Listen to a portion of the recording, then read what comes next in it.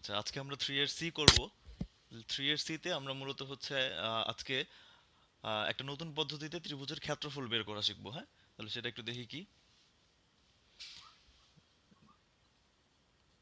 সেটা হচ্ছে যে ত্রিভুজের যে তিনটা শীর্ষবিন্দু আছে, সেই শীর্ষবিন্দুর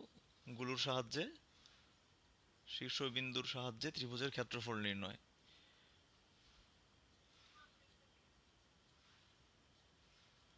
শীর্ষবিন্দুর সাহায্যে ত্রিভুজের ক্ষেত্রফল নির্ণয়। সো এটা শিখবো আজকে আমরা। তাহলে আমরা প্রথমে হচ্ছে একটা চিত্র আঁকি। এটার মানে হচ্ছে যে তোমাদের যদি আমাদের কাছে এরকম হয় যে একটা ত্রিভুজ আছে এবং এই ত্রিভুজের শীর্ষবিন্দু তিনটা আমাদের জানা আছে, তাহলে আমরা হচ্ছে সেই ত্রিভুজের ক্ষেত্রফলটা বের করতে পারবো, হ্যাঁ, শীর্ষবিন্দুর সাহায্যে। ঠিক আছে। যেমন ধরো এরকম যে ত্রিভুজের তিনটা শীর্ষবিন্দু আমাদের জানা। মনে করো আমাদের কাছে এরকম একটা ত্রিভুজ আছে। এই হচ্ছে ত্রিভুজের তিনটা শীর্ষবিন্দু। তাহলে আমরা হচ্ছে ত্রিভুজটা আঁকি।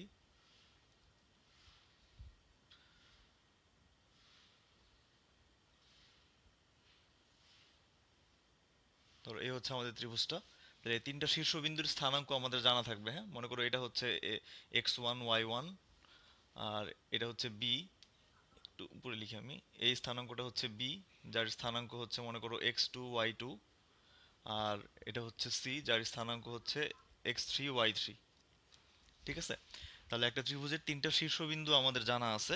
তাহলে এই তিনটা শীর্ষবিন্দুর সাহায্যে আমরা কি করব, ত্রিভুজের ক্ষেত্রফলটা বের করব। হ্যাঁ। আচ্ছা, তাহলে আমাদের প্রথম কাজ হচ্ছে যে এই বিন্দুগুলোর অবস্থান আহ, বোঝার জন্য আমরা কি করব, প্রত্যেকটা বিন্দু থেকে আমরা এক্স অক্ষের উপর লম্ব আঁকবো।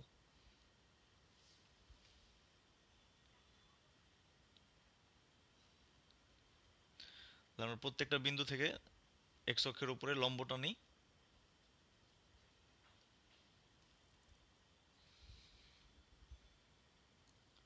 আমি একটা নাম দিয়ে দিই, ধরো মনে করো এটা হচ্ছে এম, এটা হচ্ছে এল, এটা হচ্ছে এন। ঠিক আছে। আচ্ছা, এখন এখান থেকে আমরা কি বের করব, আমরা হচ্ছে বের করব ত্রিভুজ এবিসি এর ক্ষেত্রফল। ত্রিভুজ এবিসি এর ক্ষেত্রফলটা আমরা এখান থেকে বের করব। হ্যাঁ। আচ্ছা, তাহলে এখন দেখো এই লম্বগুলো আঁকার ফলে কি হয়েছে। এই লম্বগুলো আঁকার ফলে এখানে দেখো তো ট্রাপিজিয়াম তৈরি হয়েছে। দেখো চিত্রটা থেকে বুঝতে পারো কিনা। দেখো এখানে একটা ট্রাপিজিয়াম হচ্ছে A B, A B L M, বা এ বি এম এল যেটাই বলো। একটা ট্রাপিজিয়াম তুমি পাবা। আমরা সংক্ষেপে ট্রা লিখি শুধু, ট্রাপিজিয়াম। প্রথম ট্রাপিজিয়ামটা হচ্ছে এ বি এম এল। ঠিক আছে, বা এ এল এম বি যেটাই বলো। তাহলে একটা ট্রাপিজিয়াম হচ্ছে দেখো এ বি এম এল, অর্থাৎ এই অংশটুকু এ বি এম এল, এটা একটা ট্রাপিজিয়াম। আরেকটা ট্রাপিজিয়াম হচ্ছে এ এল এন সি। আরেকটা ট্রাপিজিয়াম হচ্ছে এ এল এন সি। এ এল এন সি, এটা একটা ট্রাপিজিয়াম। আরেকটা ট্রাপিজিয়াম আছে, খেয়াল করো, এই যে বি এম এন সি।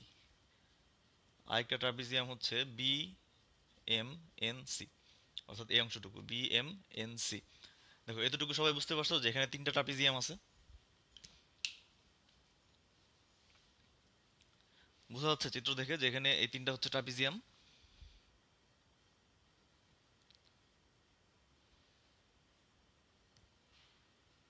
প্রথম ট্রাপিজিয়ামটা হচ্ছে এ বি এম এল। তাহলে দেখো এই ট্রাপিজিয়ামের এই যে বি এম আর এ এল, এই দুটো হচ্ছে, এই বাহু দুটো কি সমান্তরাল। আর এই সমান্তরাল বাহুদ্বয়ের যে মধ্যবর্তী যে দূরত্ব সেটা কি এম এল। আর দ্বিতীয় ট্রাপিজিয়ামটা হচ্ছে এ এল এন সি। এই ট্রাপিজিয়ামের এ এল আর এন সি হচ্ছে সমান্তরাল, এবং এই দুই সমান্তরাল বাহুদ্বয়ের মধ্যবর্তী দূরত্ব হচ্ছে এল এন। আর আমাদের 3 নম্বর ট্রাপিজিয়ামটা হচ্ছে কি বি এম এন সি, এটা। তাহলে এই 3 নম্বর ট্রাপিজিয়ামের সমান্তরাল বাহু কি B M R C N. আর এই দুটো সমান্তরাল বাহুদ্বয়ের মধ্যবর্তী দূরত্ব কি এম এন। ঠিক আছে। যেহেতু আমরা হচ্ছে এই বিন্দুগুলো থেকে লম্ব আঁকছি, তার মানে বুঝতেই পারতেছো এই প্রত্যেকটা কোণ কি 90 ডিগ্রি। সো তুমি যখন ট্রাপিজিয়াম, আমরা ধরো এই ট্রাপিজিয়ামটা যখন চিন্তা করব, তখন এই এই দুইটা সমান্তরাল বাহু এবং হচ্ছে মধ্যবর্তী লম্ব দূরত্ব হচ্ছে এটা। ঠিক আছে। এদের কি বুঝতে সমস্যা আছে যে এখানে তিনটা ট্রাপিজিয়াম আছে এবং এই ট্রাপিজিয়ামের ক্ষেত্রফলগুলো আমরা বের করতে পারবো? আমরা ট্রাপিজিয়ামের ক্ষেত্রফলের সূত্র জানি কি, মনে আছে? হাফ ইন্টু সমান্তরাল বাহুদ্বয়ের যোগফল ইন্টু সমান্তরাল বাহুদ্বয়ের মধ্যবর্তী দূরত্ব বা লম্ব দূরত্ব। বুঝতে পারছো এতটুকু?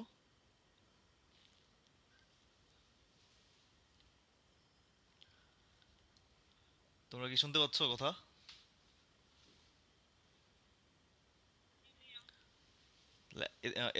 যা বললাম সেটা কি বুঝছো, যে এই ট্রাপিজিয়াম তিনটা যা আছে এখানে, এটা কি বোঝা যাচ্ছে?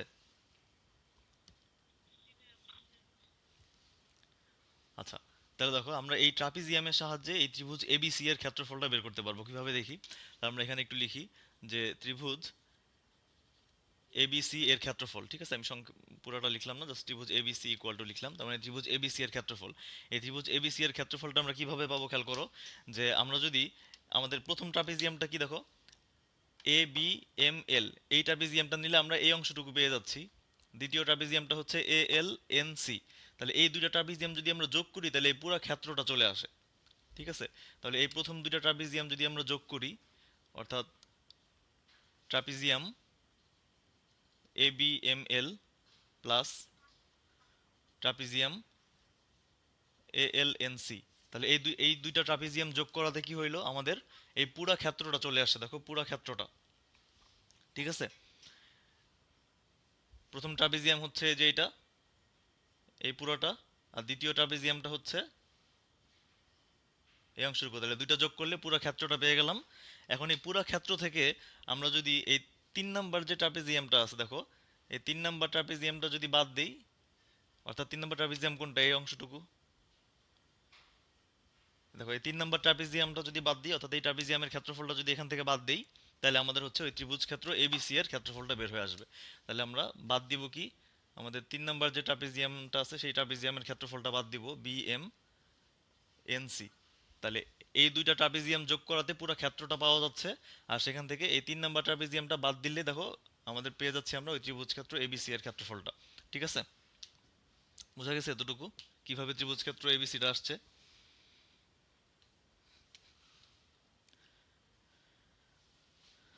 এতটুকু কি বুঝছো?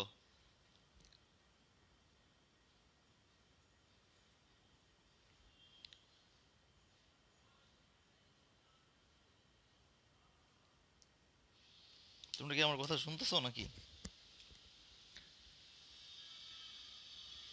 সারা শব্দ নাই কেন?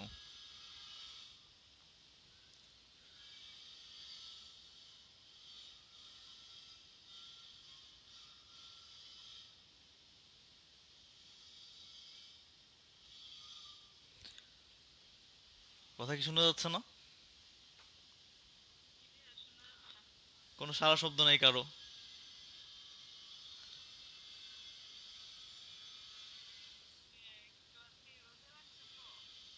আচ্ছা, দুইজনই রোজা?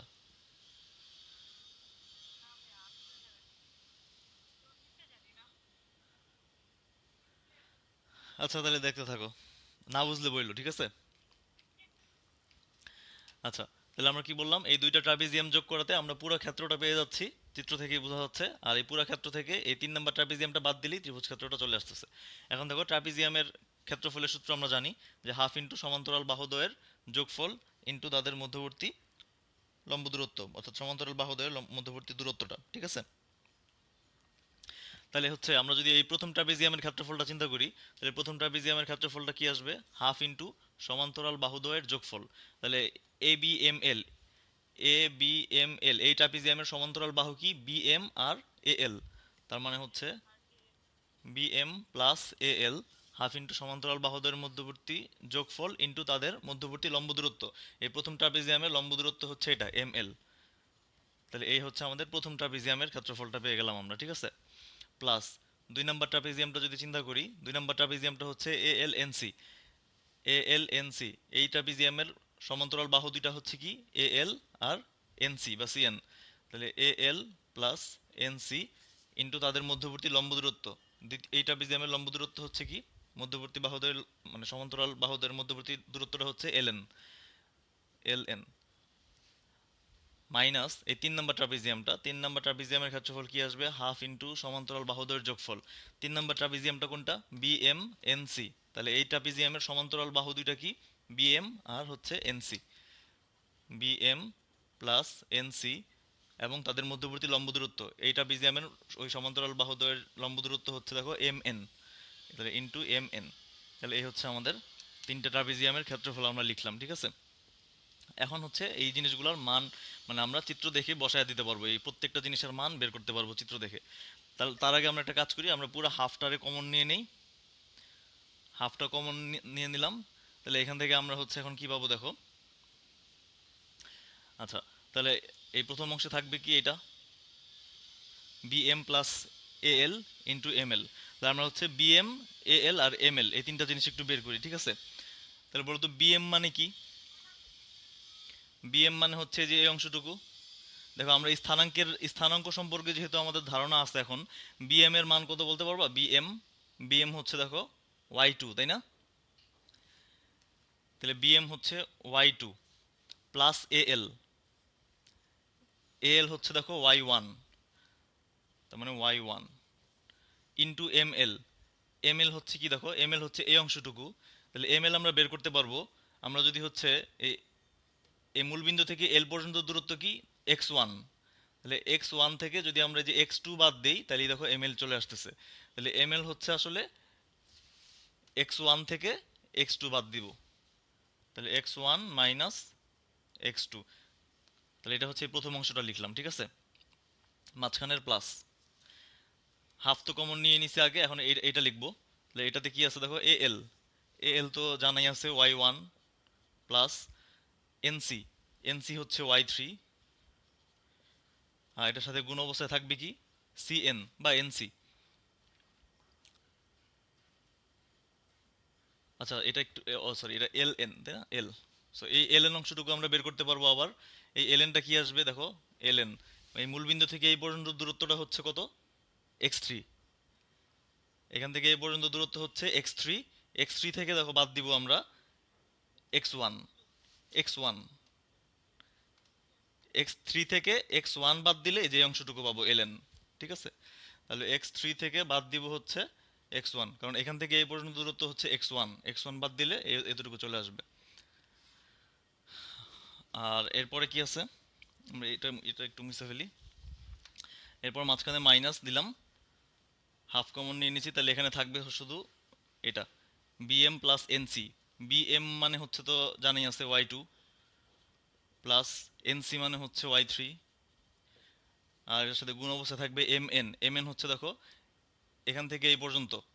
তাহলে এই অংশটুকু কিভাবে পাবো, এই ও এন মানে হচ্ছে এক্স থ্রি, এক্স থ্রি থেকে বাদ দিব এক্স টু, এক্স থ্রি থেকে এক্স টু বাদ দিলেই আমরা হচ্ছে এই অংশটুকু পেয়ে যাবো। এই পুরো অংশটুকু হচ্ছে এক্স থ্রি, এক্স থ্রি থেকে বাদ দিব হচ্ছে এই যে এক্স টু। তাহলে আমরা হচ্ছে সবগুলো মান বসাইছি, বসানোর পরে এবার তুমি হচ্ছে কমন নাও, ঠিক আছে। তাহলে এখানে হাফ থাকলো। এখন এখান থেকে আমরা তুমি চাইলে এগুলো সব গুণ করতে পারো, গুণ টুন করে দেখবা দুই একটা টার্ম হয়তো কাটা যাইতে পারে। সবগুলো গুণ টুন করো, গুণ করার পরে তুমি হচ্ছে কমন নাও, অথবা আমরা চাইলে আগেও এখান থেকে কমন নিতে পারবো। আগে যদি কমন নেই তাহলে হচ্ছে কেমন আসবে দেখো, আমরা এক্স ওয়ান কমন নিই। তাহলে এক্স ওয়ান কমন নিলে সাথে থাকবে এটা Y one plus Y two. আর এক্স ওয়ান কোথায় আছে, এখানে। তো এটার সামনে মাইনাস থাকার কারণে এটা হয়ে যাবে minus y one minus Y three common নেওয়ার সময়, ঠিক আছে। এবার আমরা প্লাস এক্স টু কমন নিই। প্লাস এক্স টু কমন নিলে তাহলে এক্স টু আছে কোথায়, এখানে আর এখানে, তাই না। আচ্ছা এক্স টু আমাদের দুইটা, এক্স টু কি দুইটাই নেগেটিভ,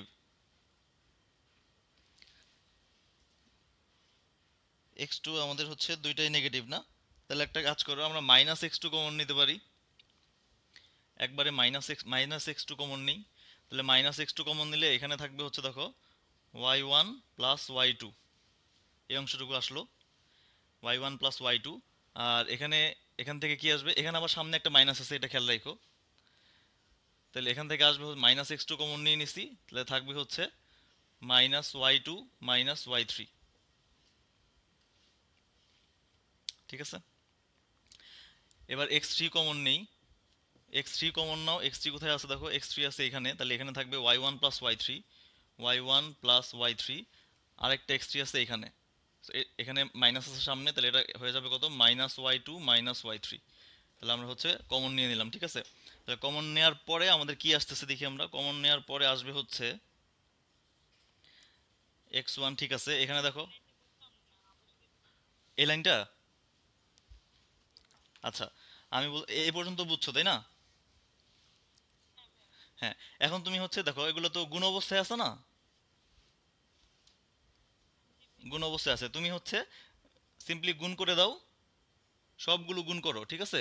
গুণ করলে কিছু টার্ম কাটাকাটি যাবে, কাটাকাটি যাওয়ার পরে এই যে এক্স ওয়ান কমন নিবা, এক্স টু কমন নিবা আর এক্স থ্রি কমন নিবা। তো আমি ওই কাজটা ওই মানে আগে গুণ না করে আগে কমন নিয়ে নিছি, যে এই যে এক্স ওয়ান কমন নিছি আগে, তাহলে এক্স ওয়ানের সাথে তো এই যে এই টার্মটা গুণ আছে, দেখো এই যে এই টার্মটা, আর আরেক জায়গায় দেখো মাইনাস এক্স ওয়ান আছে, তাহলে এই যে এক্স ওয়ান কমন নিছি, তো তাহলে এই মাইনাসটা এটার সাথে গুণ করে একবার এখানে বসায় দিছি, বুঝছো, মানে গুণটা আমি একসাথে এখানে করে ফেলছি। মানে আগে আলাদা গুণ না করে, মানে আগে আলাদা প্রত্যেকটা গুণ না করে আমি কমন নেওয়ার সময় একবারে গুণটা চিন্তা করছি, ঠিক আছে। তারপর দেখো যখন আমি এক্স টু যখন আমি কমন নিলাম, এক্স টু যখন আমি কমন নিছি, তো দেখলাম যে এখানেও মাইনাস এক্স টু এখানেও মাইনাস এক্স টু, তাহলে আমি কি করলাম, মাইনাস এক্স টু কমন নিলাম। তাহলে মাইনাস এক্স টু কমন নেওয়াতে আমার এই যে এই টার্মটা গুণ অবস্থায় আছে এটার সাথে, তাহলে এখানে চলে আসলো Y one plus Y two. আর এখান থেকে তো মাইনাস এক্স টু আমি কমন নিয়ে নিছি, তাহলে এই সামনে মাইনাস ছিল, এই মাইনাসের কারণে এটার সাথে গুণ হয়ে যে minus Y two minus Y three হয়ে গেছে। তারপর আমি কমন নিলাম plus x three, x three common নেওয়ার সময় দেখো এই এক্স থ্রির সাথে তো এই টার্মটা গুণ অবস্থায় আছে, তার মানে y one plus y three এই যে লিখলাম। আর আরেক জায়গায় এক্স থ্রি এর সাথে এই টার্মটা গুণ অবস্থায় আছে, এটা সামনে আবার মাইনাস আছে, এই কারণে minus Y two minus Y three, বুঝছো। মানে আগে গুণ না করে আমি একবারে কমন যখন নিছি তখন হচ্ছে চিন্তা করছি সব কিছু একসাথে, হ্যাঁ। তাহলে এখন দেখো, মানে তুমি যদি আগে গুণ করতা তাহলে পরে কাটাকাটি যাইতো, তারপর কমন নিতা, আলটিমেটলি তুমি ফাইনালি রেজাল্ট সেমই পাবা, হ্যাঁ। তো এখান থেকে এখন দেখো কাটাকাটি যাবে, এই যে ওয়াই ওয়ান চলে যাবে, এখানে থাকবে হচ্ছে Y two minus Y three, এখানে মাইনাস এক্স টু আছে, এখানে থাকবে হচ্ছে দেখো ওয়াই টু চলে যাবে Y one minus Y three, আর এখানে প্লাস এক্স থ্রি আছে, এখানে হচ্ছে ওয়াই থ্রি চলে যাবে, থাকবে হচ্ছে y one minus Y two. এটা পাওয়া গেল, হ্যাঁ। উপরের উপরের অংশটুকু কি লেখা হয়েছে সবগুলা এ পর্যন্ত? আচ্ছা, এই লাইনটা লেখা হইলে বললো, আমি একটু মুছে ফেলবো উপরের লাইনগুলো, হ্যাঁ। আচ্ছা, তাহলে আমি উপরের গুলো মুছে ফেলি।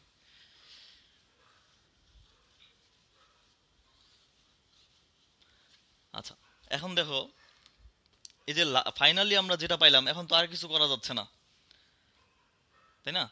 তো এই অবস্থায় তুমি তোমার তো শীর্ষবিন্দুগুলো জানা আছে, x one x two Y one Y two, তারপর হচ্ছে আহ, মানে তিনটা শীর্ষবিন্দুই জানা, x one y one x two y two x three y three সবই জানো, বসায় দিলে তোমার ক্ষেত্রফল আলটিমেটলি এখান থেকেই চলে আসবে, তাই না? তো আমরা চাচ্ছি একটা মানে সুন্দর একটা প্যাটার্নে নিয়ে যেতে।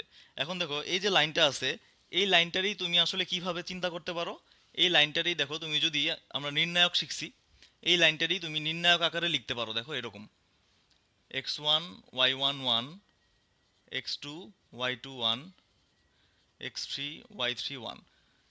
তার মানে দেখো এই নির্ণায়কটা ভাঙাইলে আসলে এই লাইনটা আসবে, হ্যাঁ, দেখি আমরা আসে কিনা। হাফ, হাফ তো সামনে আছেই। আমরা হচ্ছে এই প্রথম যে কলাম, এই প্রথম কলাম বরাবর বিস্তার করব, প্রথম কলাম বরাবর বিস্তার করলে প্রথমেই আসতে হচ্ছে যে এক্স ওয়ান, তাহলে এক্স ওয়ান যখন নিব, এই কলাম আর এই সারি বাদ থাকবে কি দেখো, এই চারটা নিয়ে গঠিত নির্ণায়ক, তাই না? Y two minus Y three, নির্ণায়ক যদি ভালো মতো মনে থাকে তাহলে দেখো ক্লিয়ার হয়ে যাবে, y two minus Y three আসবে। এরপরে নিব কি, প্রথম কলাম যেহেতু বিস্তার করতেছি এক্স টু, এক্স টু এর সাইন কি, চিহ্ন কি, নেগেটিভ, কারণ এটা হচ্ছে 2 নাম্বার সারির 1 নাম্বার কলাম। তাহলে ওই যে সূত্র মনে আছে, minus one to the power m plus n, তাহলে এটা হচ্ছে নেগেটিভ। তাহলে যে এক্স টু কমন নিলে এক্স টু যে সারিতে আছে যে কলামে আছে সেটা বাদ, বাকি থাকে কি এই চারটা। তার মানে দেখো এটা যদি তুমি এই চারটা দিয়ে গঠিত নির্ণয় একটা বের করো, তাহলে Y one minus Y three আসবে, Y one minus Y three, হ্যাঁ। আর এরপরে বাকি রইলো এক্স থ্রি, এক্স থ্রির সাইনটা হচ্ছে পজিটিভ, কারণ 3 নাম্বার সারি 1 নাম্বার কলাম, তাহলে এটা পজিটিভ। তাহলে এক্স থ্রি যদি কমন নেই, মানে এক্স থ্রি যদি নেই, তাহলে আসবে হচ্ছে দেখো এই কলাম বাদ এই সারি বাদ, তাহলে এই চারটা থাকলো, তাহলে Y one minus Y two, তাহলে Y one minus Y two. ঠিক আছে? আলটিমেটলি দেখো যে ওই যে আমরা ফাইনালি যে লাইনটা পাইছিলাম, দেখো তো এই লাইনটাই কি আসছে না এখানে? দেখো তো এই লাইনটাই কিন্তু আসছে, half x one into y two minus Y three minus x two into y one minus Y three plus x three into y one minus Y two. তার মানে এই লাইনটাকেই আসলে এইভাবে নির্ণায়ক আকারে লেখা যায়। ঠিক আছে, বুঝতে পারছো? যে লাইনটা আমরা পাইছি এখানে, হ্যাঁ বলো। হ্যাঁ মানে আমি বলতে চাচ্ছিলাম, মনে করো আমরা তো হচ্ছে সব কাজ টাজ করে ফাইনালি কি পাইছি, এটা পাইছি না? এখন এইটাকে নির্ণায়ক আকারে লিখা যায় এরকম। এখন আমি মানে আমি বললাম লিখা যায় এরকম, সো এটার প্রমাণ কি? আমি এই জন্য নির্ণায়কটা আবার বিস্তার করে তোমাদের মানে প্রমাণ করে দেখাইলাম যে হ্যাঁ এটা ভাঙাইলে আসলে এই লাইনটা পাওয়া যায়। তার মানে কি এটার নির্ণায়ক আকারে এভাবে লিখা যাবে। বুঝতে পারছো? এখন হ্যাঁ, আলটিমেটলি আমরা এটা দিয়ে কাজ করব। হ্যাঁ, মানে এই লাইনটা আসলে হচ্ছে মানে এই লাইনটা তো তুমি হচ্ছে সূত্র হিসেবে মনে রাখা একটু টাফ, তাই না? তো এই কারণে আমরা হচ্ছে দেখলাম যে এখান থেকে আসার পরে এই পর্যন্ত বের হওয়ার পরে আমরা দেখলাম যে এই লাইনটাকে আসলে এইভাবে নির্ণায়ক আকারে লেখা যায়, কোনো সমস্যা নাই। হ্যাঁ, এই যে এটাই হচ্ছে আমাদের সূত্র। হ্যাঁ, শীর্ষবিন্দু তিনটা জানা থাকলে ত্রিভুজের ক্ষেত্রফলের সূত্র। ঠিক আছে, সো এই পর্যন্ত বের করার পরে এটা তো সূত্র হিসেবে মনে রাখা একটু কঠিন, বড় অনেক, বা প্যাচ লেগে যাবে।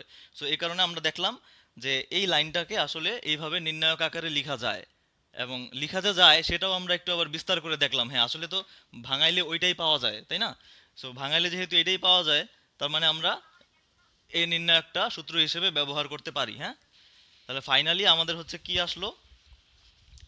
ফাইনালি আমরা পাইলাম হচ্ছে যে আমাদের কাছে যদি একটা ত্রিভুজের তিনটা শীর্ষবিন্দু থাকে, সেই তিনটা শীর্ষবিন্দুকে যদি আমরা এভাবে নির্ণায়ক আকারে সাজাইলে এই নির্ণায়কের যে মান, অর্থাৎ এই নির্ণায়কটা তুমি সলভ করবা, এটা ভাঙাইলে যে মান আসবে সেই মানটাই হচ্ছে ওই ত্রিভুজের ক্ষেত্রফল। ঠিক আছে, এখন এখানে একটা কথা আছে, খেয়াল করো, যে একটু ভালো মতো খেয়াল করে দেখো যে এই যে নির্ণায়কটা কিভাবে মানে কিভাবে তৈরি হয়েছে। দেখো যে মনে করো ওই তিনটা শীর্ষবিন্দু আমাদের জানা আছে, তাহলে এই তিনটা শীর্ষবিন্দু দিয়ে ত্রিভুজের ক্ষেত্রফলটা কি, হাফ ইন্টু, দেখো প্রথম শীর্ষবিন্দুটা কিন্তু বসছে যে x one y one one, তারপরেরটা দ্বিতীয়টা x two y two one, তারপরেরটা বসছে x three y three one. তাহলে এটা প্রথম শীর্ষবিন্দু, দ্বিতীয় শীর্ষবিন্দু, তৃতীয় শীর্ষবিন্দু। ঠিক আছে, এখন এখানে একটা কথা আছে, কথাটা হচ্ছে যে এই যে তুমি শীর্ষবিন্দুগুলো বসাবা, এই বসানোর একটা নিয়ম আছে আবার। হ্যাঁ, নিয়মটা খুবই সহজ, যে আমরা শীর্ষবিন্দুগুলোকে ঘড়ির কাঁটার বিপরীত দিকে বসাবো। এটার মানে কি? এটার মানে হচ্ছে যে দেখো এখানে আমরা হচ্ছে যেভাবে নিছিলাম, এটা হচ্ছে এক নাম্বারটা, তাই না? তাহলে এইটা যদি আমি প্রথমে নেই, দেখো প্রথম সারিতে এক নাম্বার শীর্ষবিন্দুটা লিখছি, তাহলে এখন ঘড়ির কাঁটার বিপরীত দিকে ঘোরা মানে কি, এখান থেকে আমি এদিকে যাব না, এখান থেকে এইদিকে যাব।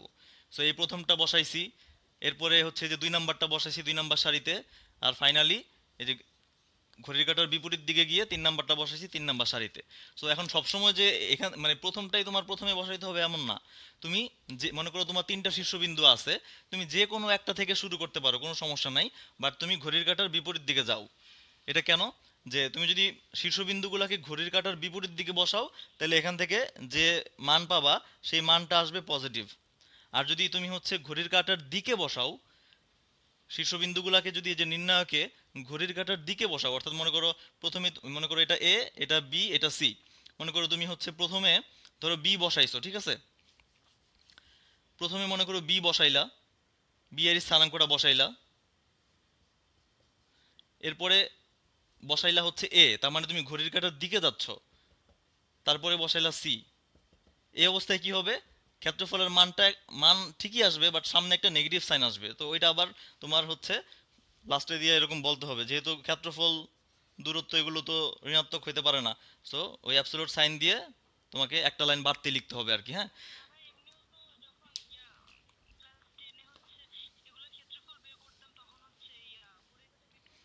হ্যাঁ ঘড়ির এটা মানে ঘড়ির কাঁটা নির্ণায়কের সাহায্যে যখন আমরা করব, এই শীর্ষবিন্দুগুলো যখন আমরা বসাবো এখানে নির্ণায়কের সারিতে, অবশ্যই হচ্ছে ঘড়ির কাঁটার বিপরীত দিকে হচ্ছে শীর্ষবিন্দুগুলো বসাবো। হ্যাঁ, এটা খেয়াল রাখতে হবে। যদি বাই চান্স তুমি যদি ঘড়ির কাঁটার বিপরীত দিকে না বসাও, মনে করো দিকে বসাইলা, তাও সমস্যা নাই, লাস্টে মাইনাস আসবে, ওইটাকে তুমি পরে হচ্ছে মনে করো এরকম অ্যাবসলিউট সাইন দিয়ে ওটাকে পজিটিভ বানায় দিবা আর কি। ঠিক আছে, বুঝতে পারছো? তো যেই বিন্দুটাই তুমি আগে বসাও না কেন, তারপরে ঘড়ির কাঁটার বিপরীত দিকে যাবা। তুমি যদি এখানে মনে করো আগে যদি সি বসাইতা, আগে যদি এক্স এটা বসাইতা মানে 3 নাম্বার স্থানাঙ্কটা, এরপরে বসবে কি এ, তার মানে আমরা ঘড়ির কাঁটার বিপরীত দিকে যাব, হ্যাঁ, এরকম। সো যেটাই বসাও না কেন আগে ঘড়ির কাঁটার বিপরীত দিকে যাইতে হবে। তাইলে হচ্ছে আমাদের আর কোনো ওই মাইনাস প্লাস নিয়ে সমস্যা থাকবে না, এখান থেকে যেটা আসবে রেজাল্ট সেটাই পজিটিভ আসবে আর কি, হ্যাঁ। সো এই হচ্ছে আমাদের শীর্ষবিন্দু জানা থাকলে ত্রিভুজের ক্ষেত্রফল বের করার সূত্র। এইটা এই চ্যাপ্টারের হচ্ছে একটাই সূত্র, আর কোনো সূত্র নাই। সো আমরা হচ্ছে এবার হ্যাঁ, এই একটাই সূত্র এই চ্যাপ্টারের, এই চ্যাপ্টারের সব অঙ্কই হচ্ছে আসলে ত্রিভুজের ক্ষেত্রফল বের করা সম্পর্কিত, ঠিক আছে। সো আমরা হচ্ছে এবার অঙ্কে চলে যাই।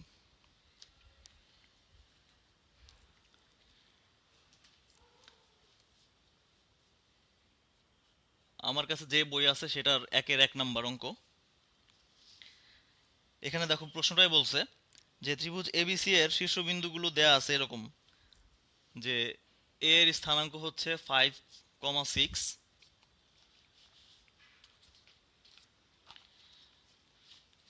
বি এর স্থানাঙ্ক হচ্ছে -9,1, আর সি এর স্থানাঙ্ক হচ্ছে -3, বলছে এই তিনটা হচ্ছে ত্রিভুজ এবিসি এর শীর্ষত্রয়, ঠিক আছে, তিনটা শীর্ষবিন্দু দেয়া আছে। বলছে সেই ত্রিভুজের ক্ষেত্রফল বের করো এবং এ হতে বিসি বাহুর উপর লম্বের দৈর্ঘ্য বের করো। তাহলে তোমার প্রথম কাজ হচ্ছে চিত্রটা আঁকা, হ্যাঁ, জ্যামিতি করার ক্ষেত্রে অবশ্যই আমরা চিত্রটা আঁকবো, তাহলে অনেক সমস্যা দেখবা সলভ হয়ে যাবে। আর এই ক্ষেত্রে চিত্রটা আঁকা আরো বেশি গুরুত্বপূর্ণ, কারণ আমরা শীর্ষবিন্দুগুলো মানে যেহেতু ঘড়ির কাঁটার বিপরীত দিকে বসাইতে হবে, তাহলে হচ্ছে তুমি যখন চিত্রটা আঁকবা তখন বিন্দুগুলোর অবস্থান সম্পর্কে জানতে পারবা, তখন তুমি হচ্ছে সহজেই ওই জিনিসটা অ্যাপ্লাই করতে পারবা, হ্যাঁ। আচ্ছা, তাহলে আমরা যদি চিত্রটা আঁকি এখানে, তাহলে প্রথম বিন্দুটা হচ্ছে কোথায়, 5, 6।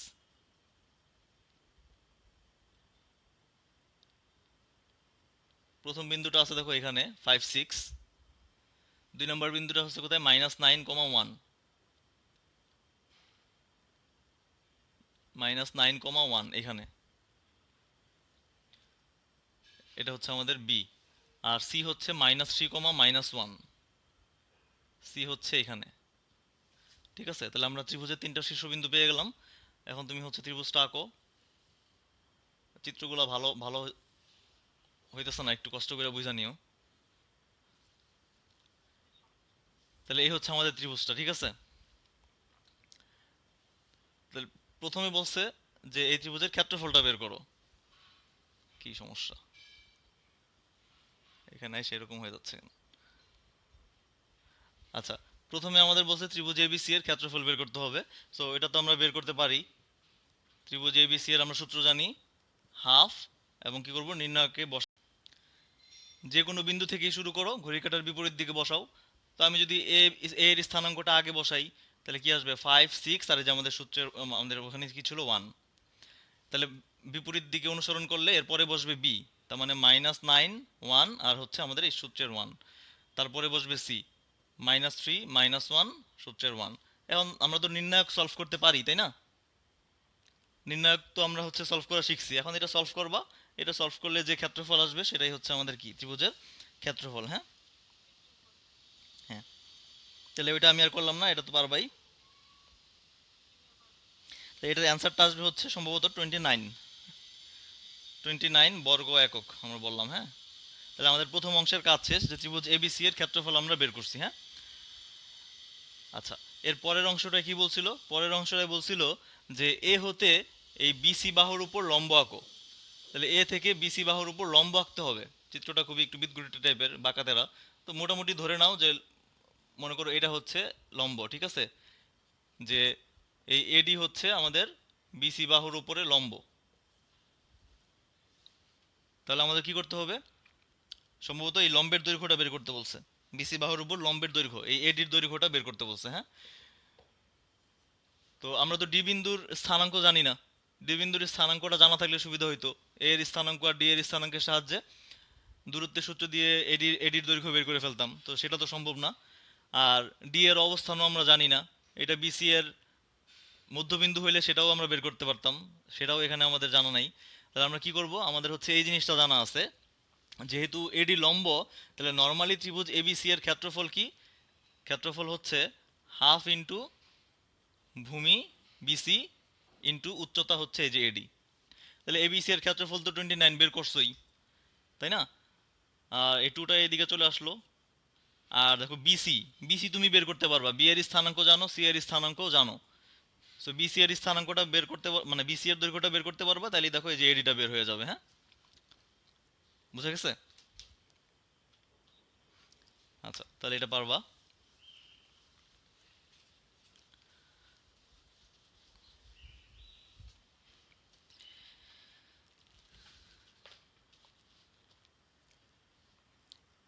আচ্ছা, এরপরে যেটা করবো আমরা সেটা হচ্ছে 2 এর 3। দেখো এই অঙ্কটা বলছে এরকম যে একটা ত্রিভুজের শীর্ষবিন্দুগুলোর স্থানাঙ্ক এরকম। আমরা একটা নাম দেই, যে এখানে নাম দেয়া নাই। এ হচ্ছে t+1, 1। বি এর স্থানাঙ্ক হচ্ছে 2t+1, 3। আর সি এর স্থানাঙ্ক হচ্ছে 2t+2, 2t। আচ্ছা, যাই হোক, এখানে হচ্ছে দেখতেই পারতেছো যে স্থানাঙ্কগুলো আসলে মানে সলিড কোনো মানে বিন্দু দেয়া নাই, তাই না? এখানে হচ্ছে প্যারামিটারের সাহায্যে দেয়া আছে, টি একটা প্যারামিটার। তাহলে আমরা এটার চিত্র তো আর রাখতে পারবো না। সো যখন তুমি এরকম সমস্যায় পড়বা যে আমার তো হচ্ছে কথা ছিল যে আমরা মানে স্থানাঙ্কগুলো ঘড়ির কাঁটার বিপরীত দিকে বসাইলে ভালো হয়, তাহলে সেই ক্ষেত্রে আর নেগেটিভ নিয়ে কোনো ঝামেলা নাই। বাট এই ক্ষেত্রে তো আমরা হচ্ছে জানি না যে আসলে এগুলোর অবস্থান সম্পর্কে আমাদের কোনো আইডিয়া নেই, যার কারণে আমরা কিছু বলতে পারবো না। তো এই ক্ষেত্রে সমাধান হচ্ছে যে প্রশ্নে যেভাবে আছে সেইভাবেই তুমি বসায় দাও। এটা প্রথমে, এটা দ্বিতীয়তে, এটা তৃতীয়তে, মানে প্রশ্নে যেই সিকোয়েন্সে আছে সেই সিকোয়েন্সেই তুমি নির্ণায়ককে বসাবা। ঠিক আছে? তাহলে আমাদের এখানে প্রশ্ন ছিল কি? যে প্রশ্ন ছিল যে এই ত্রিভুজের ক্ষেত্রফল বের করো এবং দেখাও যে টি এর মান 2 অথবা -½ হলে এই তিনটা বিন্দু একই রেখায় অবস্থান করবে। যে টি এর মান যদি 2 হয় অথবা যদি -½ হয়, 2 হয় অথবা যদি -½ হয়, তাহলে এই এবিসি বিন্দু তিনটা আর ত্রিভুজ গঠন করবে না, একই সরল রেখায় চলে আসবে তখন। ঠিক আছে? তাহলে আমরা দেখি। তাহলে প্রথমে হচ্ছে এই ত্রিভুজের ক্ষেত্রফলটা আমরা বের করি, যে ত্রিভুজ এ বি সি এর ক্ষেত্রফল ইকুয়াল টু হাফ। নিম্ন একটা ফর্ম করো, তাহলে প্রথম সারি দিয়ে আসবে প্রথম স্থানাঙ্কটা t+1, 1 সূত্রের 1। তারপরে আসবে 2t+1, 3, 1। 3 নম্বরে হচ্ছে 2t+2, 2t, 1। এই হচ্ছে আমাদের নির্ণায়কটা তৈরি হইলো। হ্যাঁ, এখন এখান থেকে দেখো, তুমি যদি চাও এটার এই অবস্থায় বিস্তার করে দিবা, করে দিতে পারো, কোনো সমস্যা নাই। বা আমরা যেহেতু নির্ণায়কের অনেক অঙ্ক টঙ্ক করছি, এটারে একটু ছোটোখাটো করি, তাহলে বিস্তার করতে সুবিধা হবে। তাহলে এটাতে কি করা যায়? দেখো আমরা যদি এই কাজগুলো করি, যে আমরা হচ্ছে চাইবো যে যে কোনো একটা সারি বা কলামের কিছু সংখ্যক উপাদান যদি জিরো বানানো যায় তাহলে সুবিধা হয়। হ্যাঁ, তাহলে আমরা যেহেতু দেখতে পারতেছি যে এই 3 নাম্বার কলামে দেখো তো, বা তুমি প্রত্যেকটা সারির, হ্যাঁ প্রত্যেকটা সারির শেষে দেখো 1 আছে। তো আমরা যদি এই কাজটা করি যে আমরা 2 নাম্বার সারিটাকে চেঞ্জ করবো এভাবে। হ্যাঁ বলো। হ্যাঁ তাও হবে। মানে তুমি যদি ফার্স্ট রোটা চেঞ্জ করো তাহলে ফার্স্ট রো থেকে সেকেন্ড রো বাদ দিবা, সেকেন্ড রোটা হচ্ছে চেঞ্জ করলে সেকেন্ড রো থেকে থার্ড রো বাদ দিবা। তো আমি হচ্ছে এটা লিখে ফেলছি যেহেতু, করে ফেলি যে আমি, হ্যাঁ হ্যাঁ, সো আমি ফার্স্ট রোটা চেঞ্জ করতেছি না। এটা মোটামুটি এমনি ছোটই মনে হচ্ছে, তার তুলনায় এই দুইটা হচ্ছে বড়। সো আমি সেকেন্ড রোটা চেঞ্জ করতেছি, সেকেন্ড রো থেকে ফার্স্ট রোটা বাদ দিয়ে।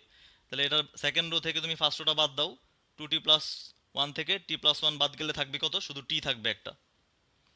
3 থেকে 1 বাদ যাবে, 2 থাকবে, 1 থেকে 1 বাদ যাবে, এখানে 0 থাকবে।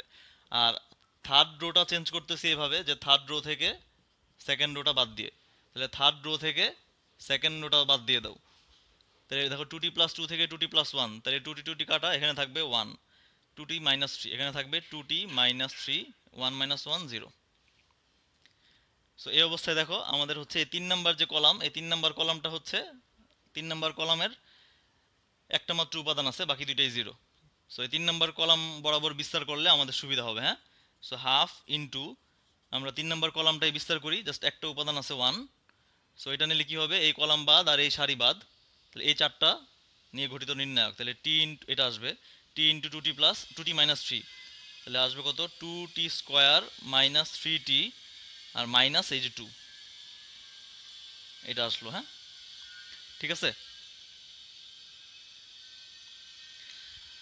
আচ্ছা, তাহলে ওয়ানটা লেখা দরকার নেই, ওয়ানটা আমরা মুছাই দিই।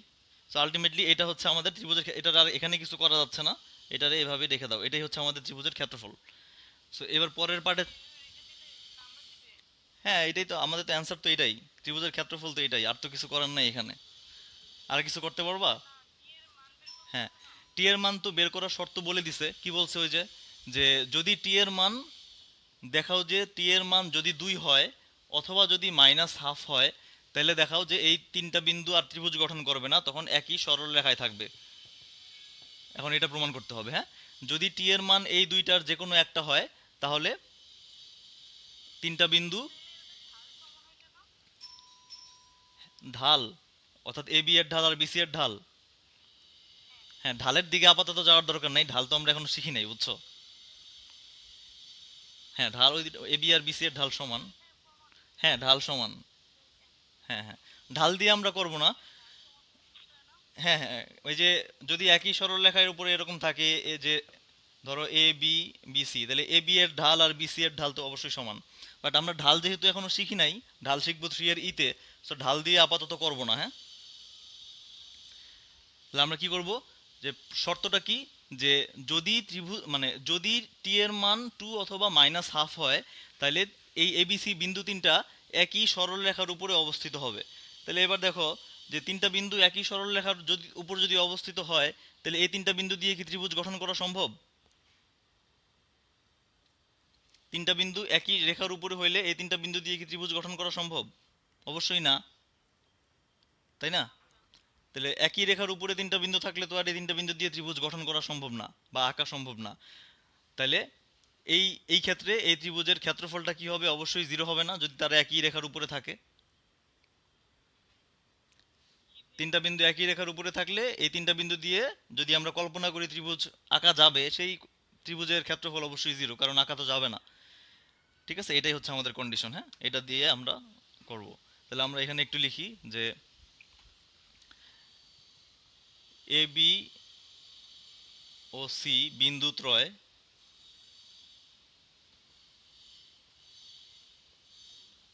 সমরেখ হলে, সমরেখ হলে ত্রিভুজ এ বি সি এর ক্ষেত্রফল কি হবে? শূন্য হবে। বা এখন আমরা তো হচ্ছে ওই যে প্রথম প্রথম স্টেপে কি করছিলাম, প্রথম ধাপে, যে এবিসি বিন্দু তিনটাকে শীর্ষবিন্দু ধরে তো একটা ত্রিভুজের ক্ষেত্রফল বের করছিলাম, সেই ক্ষেত্রফলটা কি আসছিল? এই তিনটা বিন্দু শীর্ষবিন্দু ধরে একটা ত্রিভুজ গঠন করে সেটার ক্ষেত্রফল আমরা পাইছিলাম, সেটা কি ছিল মনে আছে?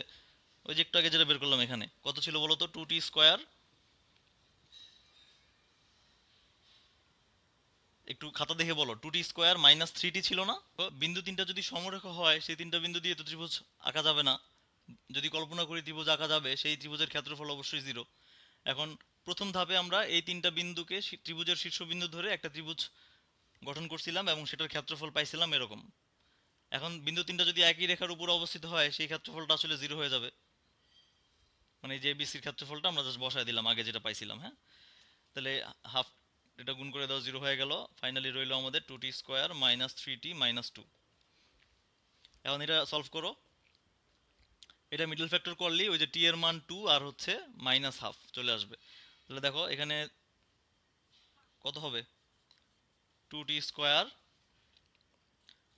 মাইনাস 4t প্লাস টি মাইনাস 2, দেখো তো ঠিক আছে কিনা। বা 2t কমন নিলাম, এখানে টি মাইনাস 2 আসলো, আর plus 1 into T minus 2। So ultimately এখানে আমরা পাইলাম হচ্ছে টি মাইনাস 2 আর হচ্ছে 2t প্লাস 1 ইকুয়াল টু 0। তাহলে দেখো টি এর মান 2 পাওয়া গেল অথবা মাইনাস হাফ। তাহলে আমাদের এটাই দেখাইতে বলছিল, যে টি এর মান যদি 2 হয় অথবা মাইনাস হাফ হয়, তাইলে এই ত্রিভুজের ক্ষেত্রফলটা দেখো ওই যে শূন্য হয়ে যাচ্ছে। ঠিক আছে, যখন তুমি টি এর মান 2 বসাবা অথবা মাইনাস হাফ বসাবা, তাহলে এই যে ত্রিভুজের ক্ষেত্রফল যেটা আমরা পাইছিলাম, সেই ক্ষেত্রফলটা জিরো হয়ে যাবে। হ্যাঁ,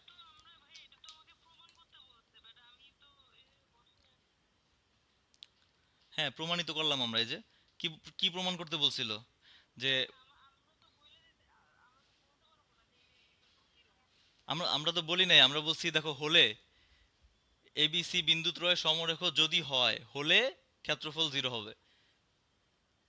ঠিক আছে, বুঝছো? আমরা বলছি যে যদি তিনটা বিন্দু যদি একই রেখার উপর অবস্থিত হয়, তাহলে এই ত্রিভুজের ক্ষেত্রফলটা শূন্য হবে।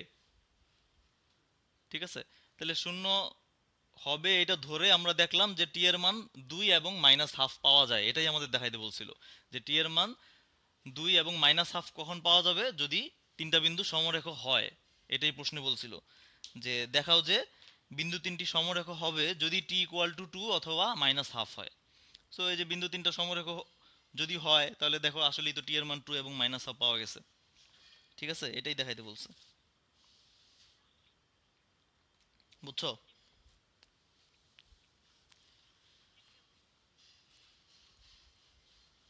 মানে কন্ডিশন, শর্ত যেটা বলছে সেই শর্ত ধরেই আমরা টি এর মান বের করছি, ওইটাই আমাদের দেখাইতে বলছিল। আচ্ছা, এর পরেরটা দেখি আমরা। এটা হচ্ছে 2 এর 6 নাম্বার।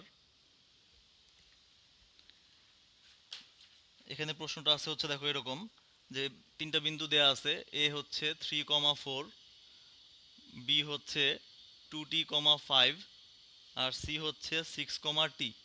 বলছে বিন্দুদ্বয় দ্বারা উৎপন্ন ত্রিভুজের ক্ষেত্রফল যদি 19.5 বর্গ একক হয়, তাহলে টি এর মান বের করো। অর্থাৎ এই তিনটা বিন্দু দিয়ে যদি আমরা একটা ত্রিভুজ গঠন করি, সেই ত্রিভুজের ক্ষেত্রফল হবে 19.5 বর্গ একক। প্রশ্নে বলে দিছে, তাহলে টি এর মান কত এটা বের করতে হবে। তাহলে হচ্ছে ত্রিভুজ এ বি সি এর ক্ষেত্রফল বলেই দিছে কত হবে, 19.5, 19.5 বর্গ একক। বা তাহলে ত্রিভুজ এবিসি এর ক্ষেত্রফল যদি আমরা এখন লিখি, কি আসবে, বসায় দাও নির্ণায়কে, 3, 4, 1, 2t, 5, 1, 6t, 1। এখানেও সে একই সমস্যা, প্যারামিটার দেওয়া, তাহলে যেভাবে আছে ঠিক সেই সিকোয়েন্সই বসায় দিবা। ইকুয়াল টু, এটা 19.5, হ্যাঁ, তাহলে কত আসবে, 39/2।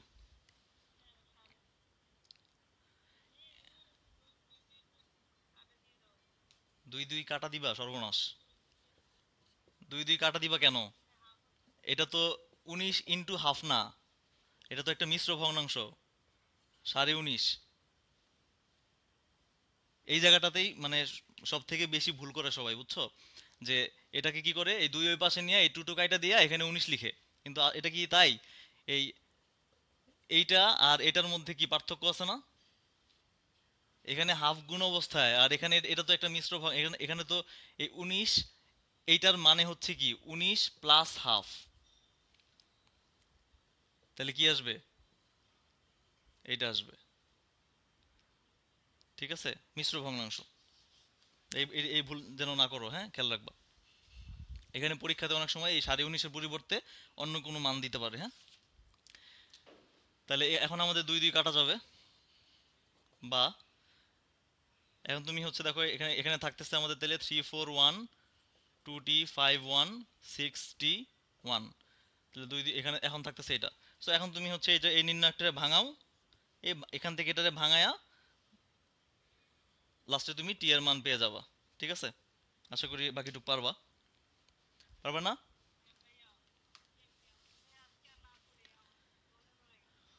আচ্ছা, আচ্ছা, ঠিক আছে, তাহলে সমস্যা হলে থাক। তাহলে আমরা নেক্সট দিন হচ্ছে বাকি বাকি আর কয়েকটা অঙ্ক আছে, ওগুলো দেখবো না, হ্যাঁ। আচ্ছা, এটা হচ্ছে 2-এর 3। দেখো এখানে বলছে যে ত্রিভুজের শীর্ষবিন্দুর স্থানাঙ্কগুলো দেয়া আছে, হ্যাঁ। তো আমরা হচ্ছে ধরে নেই যে শীর্ষবিন্দুর স্থানাঙ্কগুলো হচ্ছে এরকম। আমরা একটু নাম দিয়ে দিই, যে প্রথম শীর্ষবিন্দুটা হচ্ছে মানে একটা হচ্ছে t+1, 1, আরেকটা হচ্ছে 2t+1, 3, আর আরেকটা বিন্দুর স্থানাঙ্ক হচ্ছে 2t+2, 2t। তাহলে এখানে দেখো যে আমাদের হচ্ছে ত্রিভুজের শীর্ষত্রয়ের স্থানাঙ্ক দেয়া আছে, হ্যাঁ, ত্রিভুজের যে তিনটা শীর্ষবিন্দু, সেই তিনটা শীর্ষবিন্দুর স্থানাঙ্ক দেয়া আছে। বাট স্থানাঙ্কগুলো দেখিয়ে বুঝতে পারতেছো আসলে এখানে ভুজকোটিগুলো হচ্ছে একটা প্যারামিটার টি, টি হচ্ছে একটা প্যারামিটার, এই প্যারামিটারের মাধ্যমে প্রকাশ করা আছে, হ্যাঁ। তো এরকম যখন থাকবে যে ত্রিভুজের বিন্দুর স্থানাঙ্কগুলো যখন এরকম, মানে শীর্ষবিন্দুর স্থানাঙ্কগুলো যখন এরকম থাকবে, তো তখন তো আর আমরা হচ্ছে কি করতে পারবো না, আমরা হচ্ছে ওই যে কার্তেশীয় সমতলে আমরা আর বিন্দুগুলো বসাইতে পারবো না, কারণ আমরা হচ্ছে এখান থেকে বিন্দুর যে পরিচয় সেটা কিন্তু বুঝতে পারতেছি না, হ্যাঁ, যে এই বিন্দুগুলো আসলে কোথায় বসবে। তো সেই ক্ষেত্রে যে আমরা কি বলছিলাম যে ত্রিভুজের যে শীর্ষবিন্দুগুলা, সেই শীর্ষবিন্দুগুলো যখন আমরা হচ্ছে যে নির্ণায়কটা যখন ফর্ম করব ত্রিভুজের ক্ষেত্রফলের যে ফর্মুলাটা আমরা পাইছিলাম, যে ত্রিভুজের তিনটা শীর্ষবিন্দু দিয়ে যে ক্ষেত্রফলটা পাওয়া যায়, সেই শীর্ষবিন্দুগুলা দিয়ে আমরা কি করব, একটা নির্ণায়ক তৈরি করব। এবং সেখানে তৈরি করার সময় আমরা বলছিলাম কি যে বিন্দুগুলা আমরা ঘড়ির কাঁটার বিপরীত দিকে বসাবো, তাই না? তো প্রথমে যদি আমি এই বিন্দুটা বসাই, তারপরে এটা বসাবো, তারপরে এটা বসাবো, ঠিক আছে?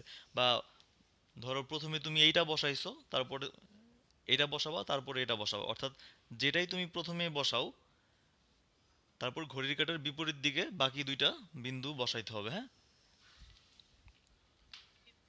আর যদি ঘড়ির কাঁটার দিকে বসাও তাহলে কি হবে বলছিলাম, যে তখন হচ্ছে ক্ষেত্রফলে মানে একটা মাইনাস চলে আসবে, হ্যাঁ। সো ওই মাইনাসটাকে আসলে অ্যাভয়েড করার জন্য আমরা হচ্ছে এভাবে বসাবো। তো মনে করো কখনো তোমার হচ্ছে এরকম ত্রিভুজের ক্ষেত্রফল তুমি বের করছো, ধরো যে হচ্ছে অসতর্কতা বশত তুমি হচ্ছে বিন্দুগুলা হচ্ছে ঘড়ির কাঁটার দিকেই বসায় ফেলছো। তো বসানোর পরে মনে করো যে একটা ত্রিভুজ আছে, সেই ত্রিভুজের ক্ষেত্রফল ফর এক্সাম্পল ধরো মাইনাস সামথিং আসছে এখানে, ঠিক আছে? তো এখন কি তুমি এটা হচ্ছে কি করবা, অঙ্ক কেটে দিবা? কাটার দরকার নাই, কারণ আমরা জানি যে ত্রিভুজের ক্ষেত্রফল কি হবে না, নেগেটিভ হবে না, হ্যাঁ। সো এটাকে পরম মান আকারে লিখে এটাকে মানে মাইনাসটাকে অ্যাভয়েড করলেই হবে, হ্যাঁ। সো পরম মান আকারে লিখলে তোমার হচ্ছে হয়ে যাবে, ঠিক আছে। বাট সবসময় ট্রাই করবা যে বিন্দুগুলো ঘড়ির কাঁটার বিপরীত দিকে বসানোর জন্য, হ্যাঁ। আচ্ছা, তো বলতেছিলাম যে যখন এরকম অবস্থা থাকবে যে আমরা বিন্দুগুলোর অবস্থান তো এই ক্ষেত্রে জানি না, তাহলে এই ক্ষেত্রে কি করব? এই ক্ষেত্রে হচ্ছে যে প্রশ্নে যেভাবে আছে, দেখো প্রশ্নে প্রথমে এই বিন্দুটা দেয়া, তারপরে এটা, তারপরে এটা, সো প্রশ্নে যে সিরিয়ালে আছে আমরা ওই সিরিয়ালেই বিন্দুগুলা বসায় দিব, হ্যাঁ। সো আমরা হচ্ছে এখানে বসায় দিই, দেখো যে ত্রিভুজ এ বি সি এর ক্ষেত্রফল, সূত্রটা কি ছিল, হাফ, তারপর আমরা নির্ণায়কটা গঠন করব, আমরা এটা প্রশ্নে প্রথমে আছে এটাই আমরা প্রথমে বসায় দিই, টি প্লাস ওয়ান, ওয়ান, আর সূত্রের কি ছিল, ওয়ান। দুই নম্বর বিন্দুটা হচ্ছে টু টি প্লাস ওয়ান, থ্রি, সূত্রের ওয়ান। তারপরেরটা হচ্ছে টু টি প্লাস টু, এখানে হচ্ছে ওয়াই স্থানাঙ্ক টু টি, আর এখানে সূত্রের ওয়ান। ঠিক আছে, তো আমাদের আসলে অঙ্কটা বলছে কি, বলছে যে ত্রিভুজের তিনটা শীর্ষবিন্দু হচ্ছে দেয়া আছে। তো বলছে যে প্রথমে এই ত্রিভুজের ক্ষেত্রফলটা বের করো। তো প্রথমে আমাদের ক্ষেত্রফলটা বের করতে হবে। তাহলে আমরা প্রথম অংশটুকু আগে করি, আগে এটার ক্ষেত্রফলটা বের করি, দেখি কি আসে, হ্যাঁ। সো এটার ক্ষেত্রফলটা বের করো। এখন এই অবস্থায় তুমি যদি এটাকে যে কোনো সারি বা কলাম বরাবর বিস্তার করো, কোনো সমস্যা নাই। বাট আমরা হচ্ছে যেহেতু নির্ণায়ক শিখছি, এটাকে একটু ছোট করে নিই, ঠিক আছে? তাহলে দেখো কি করা যায়, আমরা একটু ছোট করি এটাতে, তুমি রো ওয়ান থেকে রো টু বাদ দিতে পারো রো ওয়ান চেঞ্জ করার জন্য। বা ধরো আমরা এই কাজটা করি যে রো টু থেকে রো টুটা পরিবর্তন করি, কারণ রো টু আর রো থ্রিটা দেখো সাইজে একটু মানে মানগুলো বড় মনে হচ্ছে, ঠিক আছে? সো রো টুটাকে একটু চেঞ্জ করি, রো টু থেকে রো ওয়ান বাদ দিয়ে দিই, হ্যাঁ।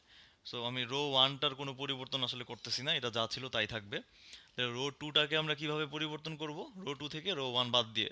সো এই এলিমেন্ট থেকে এটা বাদ যাবে, তাহলে কত হবে দেখো, শুধু এখানে একটা টি থাকবে, থ্রি মাইনাস ওয়ান, এখানে টু হবে, ওয়ান মাইনাস ওয়ান, এখানে জিরো আসবে। আর রো থ্রিটাকে আমরা চেঞ্জ করব রো থ্রি থেকে রো টু বাদ দিয়ে, ঠিক আছে? তাহলে রো থ্রি থেকে রো টুটা বাদ দিয়ে দেখো এখানে আসবে হচ্ছে ওয়ান, এখানে আসবে হচ্ছে two T minus three, one minus one, এখানে আসবে জিরো। এতটুকু কি বোঝা গেছে?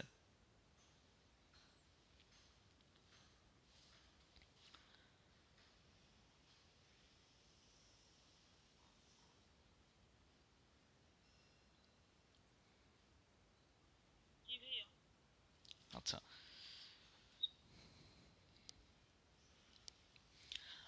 তারপর এরপরে আমাদের কাজ কি, আমাদের দেখো হ্যাঁ, হ্যাঁ, কোনো প্রশ্ন আছে? আচ্ছা আচ্ছা, আচ্ছা তুমি লেখা শেষ করো।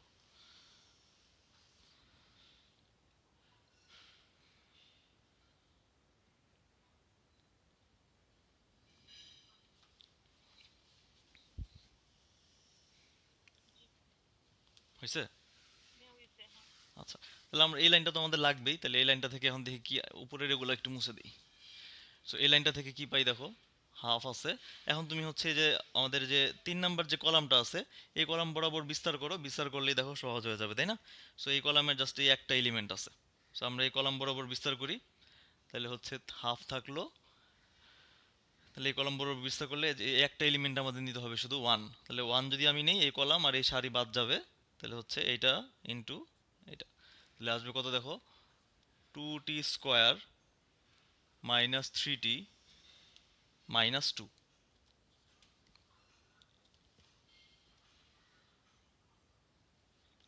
ঠিক আছে?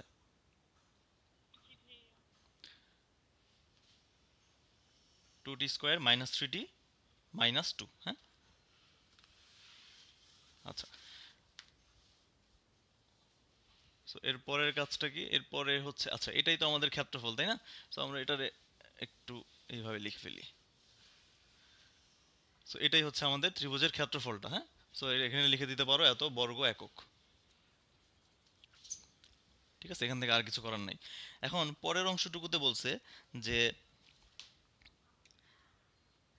দেখাও যে টি এর মান 2 অথবা মাইনাস হাফ হলে ওই তিনটা বিন্দু সমরেখ হবে। কি বলছে, যে দেখাও যে টি এর মান যদি 2 হয় অথবা যদি মাইনাস হাফ হয়, টি এর মান এই দুইটার যে কোনো একটা বসাইলে কি হবে, আমাদের ওই যে তিনটা বিন্দু যে আছে সেই তিনটা বিন্দু কি হয়ে যাবে বলো তো, সমরেখ হয়ে যাবে, তাই না? সো তিনটা বিন্দু সমরেখ হয় কখন মনে আছে, যে তিনটা বিন্দু সমরেখ মানে হচ্ছে এই অবস্থা, তাই না? যে আমাদের এ বিন্দু যেটা ছিল সেটা মনে করো এখানে, বি এখানে, আর সি এখানে। তাহলে ওই যে তিনটা বিন্দু আমাদের দেয়া ছিল সেই তিনটা বিন্দু দিয়ে আমরা, মানে সেই তিনটা বিন্দু দিয়ে গঠিত ত্রিভুজের ক্ষেত্রফল পাওয়া গেল এটা। এখন বলতেছে যদি টি এর মান 2 হয় অথবা মাইনাস হাফ হয়, তাহলে ওই বিন্দু তিনটা একই লাইনের উপরে চলে আসবে। আর একই লাইনের উপরে চলে আসা মানে কি বলতো, একই লাইনের উপরে তিনটা বিন্দু থাকলে কি এই তিনটা বিন্দু দিয়ে কোনো ত্রিভুজ তৈরি করা যাবে? যাবে না, কারণ ত্রিভুজ তৈরি করার শর্ত হচ্ছে এই যে কোনো একটা বিন্দু অবশ্যই, মানে তিনটা বিন্দুর যে কোনো একটা বিন্দু অবশ্যই কি থাকতে হবে, এই লাইনের বাইরে থাকতে হবে, তাই না? তাহলে ত্রিভুজ গঠন করা যাবে। সো তিনটা বিন্দুই যদি একটা সরল রেখার উপরে থাকে, এই তিনটা বিন্দু দিয়ে আসলে ত্রিভুজ গঠন করা যায় না। সো ত্রিভুজ যেহেতু গঠন করা যায় না, যদি আমরা কাল্পনিক মানে কাল্পনিকভাবে ভেবে নেই যে ত্রিভুজ গঠন করা গেছে, সেই ত্রিভুজের ক্ষেত্রফল কত হবে, 0 হবে। কারণ ত্রিভুজ তো গঠন করা যাবে না, তাই না? সো যদি বলো তুমি যে ত্রিভুজ গঠন করা যায়, সেই ত্রিভুজের ক্ষেত্রফলটা 0। কারণ ত্রিভুজ যদি না হয় তাহলে তার ক্ষেত্রফল আসবে না, তাই না? সো ত্রিভুজ যেহেতু গঠন করা যায় না, ক্ষেত্রফল 0। তাহলে এটাই হচ্ছে আমাদের এখন কন্ডিশন, যে পরের অংশটুকু যে ত্রিভুজ, সরি, এ বি সি বিন্দুত্রয় বিন্দুত্রয় সমরেখ হলে কি হবে, ত্রিভুজ এ বি সি এর ক্ষেত্রফলটা 0 হয়ে যাবে। এখন ত্রিভুজ এ বি সি এর ক্ষেত্রফল তো আমরা আগে থেকে বের করে রাখছি, এটা বসায় দাও এখানে, half into 2t² minus 3t minus 2 equal to 0। এটা ভ্যানিশ, ওইটা আর গুণ করে দিলাম, তাহলে এখানে আমাদের থাকলো কত, 2t² minus 3t minus 2 equal to 0। এটা মিডল ফ্যাক্টর করো, দেখো 2 আর মাইনাস 2 মাইনাস 4 হয়, তাহলে এখানে আমাদের আসবে কত, 2t² minus 4t plus t minus 2 equal to 0। বা এখান থেকে 2t কমন নিলে t মাইনাস 2 প্লাস 1 কমন নিলে t মাইনাস 2। সুতরাং এখান থেকে আমাদের আসতেছে, বা t মাইনাস 2, আরেকটা কি আসবে, 2t plus 1 equal to 0। So আমরা পাচ্ছি t এর মান দেখো 2 পাচ্ছি, অথবা t এর মান দেখো মাইনাস হাফ পাচ্ছি, তাই না? তাহলে দেখা গেল t এর মান যখন 2 হচ্ছে অথবা t এর মান যখন মাইনাস হাফ হচ্ছে, তখনই আসলে ক্ষেত্রফলটা কি হয়ে যাচ্ছে, 0 হয়ে যাচ্ছে। ঠিক আছে, এটাই আমাদের দেখাইতে বলছিল। হ্যাঁ,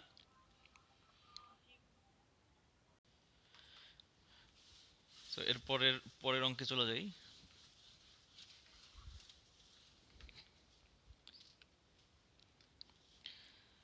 আচ্ছা, এরপরে ধরো এখানে আরেকটা অঙ্ক মনে করো 2-7, এটাতে বলছে যে ত্রিভুজ ও এ বি এর শীর্ষবিন্দুগুলো দেয়া আছে। হ্যাঁ, যেমন একটা ত্রিভুজ ও এ বি, সো একটা হচ্ছে মূল বিন্দু, বোঝাই যাচ্ছে ও দিয়ে সাধারণত মূল বিন্দুই আমরা সবসময় ধরবো।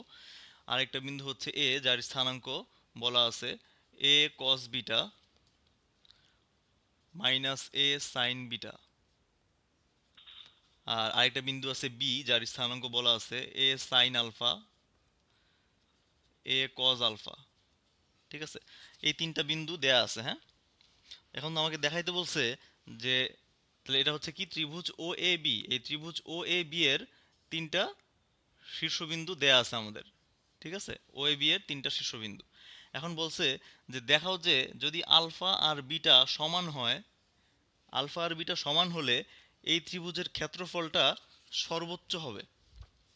অর্থাৎ যখন আলফা আর বিটা সমান হবে তখন ত্রিভুজ ও এ বি এর মান, এ বি এর মান কি হবে, সর্বোচ্চ হবে, মানে সবচেয়ে বড় হবে। এবং সেই সর্বোচ্চ মানটা কত সেটাও আমাদের বের করতে বলছে। ঠিক আছে, তাহলে প্রথমে আমরা ক্ষেত্রফলটা আগে বের করি, দেখি কি ওখানে কি আছে। তো প্রথম প্রথম কাজ হচ্ছে তুমি ক্ষেত্রফলটা বের করো। তো ত্রিভুজ ও এ বি এর ক্ষেত্রফল হাফ ইনটু, সো এরকম আসবে। তো এখানেও আমরা যেহেতু আহ, এগুলো দেখে আসলে আমরা বুঝতেছি না যে এদের অবস্থানটা কেমন হবে, তুমি যেই সিরিয়ালের প্রশ্নে আসো ওইভাবে বসায় দাও। 0 0 1, এখানে আসবে হচ্ছে আমাদের এ কস বিটা মাইনাস এ সাইন বিটা 1, এখানে আসবে হচ্ছে এ সাইন আলফা, এখানে হচ্ছে এ কজ আলফা 1। সো দেখো কি হচ্ছে, আমাদের এই সারি বরাবর বিস্তার করলে সহজ হবে, একটা এলিমেন্ট নিয়ে জাস্ট কাজ করতে হবে। সো এটা নিলেই দেখো এই সারি আর এই কলামটা বাদ যাবে, তাহলে এই চারটা নিয়ে গঠিত নির্ণায়কটা বসবে। সো এখানে আমাদের আসবে হচ্ছে A square cos alpha into cos beta minus এইটা ইন্টু এইটা। সো এটার মধ্যে একটা মাইনাস থাকার কারণে এটা প্লাস হয়ে যাবে, তাহলে এখানে আসবে A square sine alpha into sine beta. ঠিক আছে, ফার্স্ট ব্র্যাকেট দিলেও হয়। সো এটা পাইলাম আমরা। এখন দেখো এখান থেকে একটা এ স্কোয়ার কমন নিয়ে নিই। এ স্কোয়ার কমন নিয়ে নিলে কি থাকতেছে, এখানে থাকতেছে cos alpha cos beta plus এখানে থাকতেছে সাইন আলফা সাইন বিটা। ঠিক আছে, সো এইটা ইকুয়াল টু হচ্ছে হাফ এ স্কোয়ার আছে থাকুক এখানে। এখন দেখো এইটা হচ্ছে একটা, আমরা এখানে একটা সূত্র অ্যাপ্লাই করতে পারি ত্রিকোণমিতির। হ্যাঁ, কজ এ কজ বি, আমরা যদি আলফাকে তুমি যদি এ ধরো, মানে এটা জাস্ট সূত্র, মানে সূত্রটা এরকম, আগে সূত্রটা দেখো। সূত্রটা হচ্ছে এরকম যে cos A plus B equal to cos A cos B plus sine A sine B. ঠিক আছে, এটা হচ্ছে আমাদের সূত্রটা, এই সূত্রটা আমরা ইউজ করব যে cos A plus B equal to cos A cos B, sorry ভুল বললাম আমি, কজ এ মাইনাস বি। হ্যাঁ, cos A minus B equal to cos A cos B plus sine A sine B. তাহলে দেখো এটা ওই ফর্মেটই আছে, এই যে cos A cos B plus sine A sine B. So তুমি আলফাটাকে এ চিন্তা করো আর বিটাটাকে বি চিন্তা করো, তাহলে দেখো ওই সূত্রের সাথে মিলে যাচ্ছে। হ্যাঁ, সো এখান থেকে আমরা পাবো cos A cos B plus sine A sine B, এখান থেকে পাবো হচ্ছে cos cos A minus B, so alpha minus beta এরকম আসবে আমাদের। সো এটাই হচ্ছে আমাদের ত্রিভুজের ক্ষেত্রফলটা, এত বর্গ একক। সো প্রথম অবস্থায় আমরা ত্রিভুজের ক্ষেত্রফলটাকে বের করে নিলাম। হ্যাঁ, এরপরে পরবর্তী কন্ডিশনগুলো চেক করি, দেখি কি বলে। আচ্ছা, এখন আমাদের কি বলছে দেখো, যে দেখাও যে আলফা ইকুয়াল টু বিটা হলে এই ত্রিভুজের ক্ষেত্রফলটা সর্বোচ্চ হবে। ঠিক আছে, so alpha equal to beta হলে ত্রিভুজের ক্ষেত্রফল সর্বোচ্চ হবে সেটা দেখাইতে বলছে। দেখাও যে আলফা ইকুয়াল টু বিটা হলে ত্রিভুজটির মান, ক্ষেত্রফলের মান বৃহত্তম হবে। হ্যাঁ, সো দেখি আলফা ইকুয়াল টু বিটা হলে কি হয়। আলফা ইকুয়াল টু বিটা হলে কি পাবা তুমি, দেখো ত্রিভুজের ক্ষেত্রফলটা কি আসবে, হাফ এ স্কোয়ার, এখানে আলফা ইকুয়াল টু বিটা বসলে আসলে কি চলে আসবে, জিরো, তাই না? তাহলে কস 0 ডিগ্রির মান কত, 1। সো আলটিমেটলি তুমি হচ্ছে সেই বৃহত্তম ক্ষেত্রফলটা আসবে হাফ এ স্কোয়ার বর্গ একক। আচ্ছা, এখানে আসলে প্রশ্নটা আমার, এখানে প্রশ্নটা হচ্ছে, দাঁড়াও একটু দেখি আমি। আচ্ছা প্রথমে আমার, আচ্ছা একটু প্রশ্নটা আসলে একটু আমরা করে ফেলছি, আমি ভুল করে ফেলছি। প্রথমে দেখাইতে হবে যে এটা যে আলফা ইকুয়াল টু বিটা হলেই যে ত্রিভুজের ক্ষেত্রফলটা সর্বোচ্চ হবে সেটা আগে দেখাইতে হবে। হ্যাঁ, সো এটা আগে আমরা একটু আগে দেখাই, যে দেখো ক্ষেত্রফলটা কি পাওয়া গেছে। তাহলে আমরা এখানে একটু লিখি যে ত্রিভুজ ও এ বি এর ক্ষেত্রফল হচ্ছে half A square cos alpha minus beta এত বর্গ একক। আচ্ছা, এখন এখানে একটু খেয়াল করো যে এই যে ত্রিভুজের ক্ষেত্রফলটা আমরা পাইছি এখানে, যেহেতু এখানে হচ্ছে যে ত্রিকোণমিতিক ফাংশন আছে, দেখো খেয়াল করো এই। সো দেখো, বলো তো, আর এই হাফ এ স্কোয়ার এটা তো মানে হচ্ছে আমরা হচ্ছে এ যদি কনস্ট্যান্ট হয় এর মানের জন্য তো এই অংশটুকু কনস্ট্যান্ট, তাই না? So fixed. সো বলো তো যে এই যে ত্রিভুজের ক্ষেত্রফলটা আছে, এই ক্ষেত্রফলের মানটা আসলে কার উপর নির্ভর করে? যে কার মানে কোন জিনিসটার মানের উপর নির্ভর করতেছে যে ক্ষেত্রফলের মানটা বড় হবে নাকি ছোট হবে? এই অংশের উপর, এই যে কজ আলফা মাইনাস বিটা, তাই না? যেহেতু এটা এই যে কস ফাংশন আছে এখানে আমার একটা, আর আমরা জানি যে সাইন ফাংশন এবং কস ফাংশন এই দুইটার সর্বোচ্চ মান কত? 1। আর সর্বনিম্ন মান কত? -1, তাই না? -1। সাইন এবং কস এই দুইটার সর্বোচ্চ মান হচ্ছে 1, সর্বোচ্চ মান হচ্ছে 1। আর সর্বনিম্ন মান কত? -1।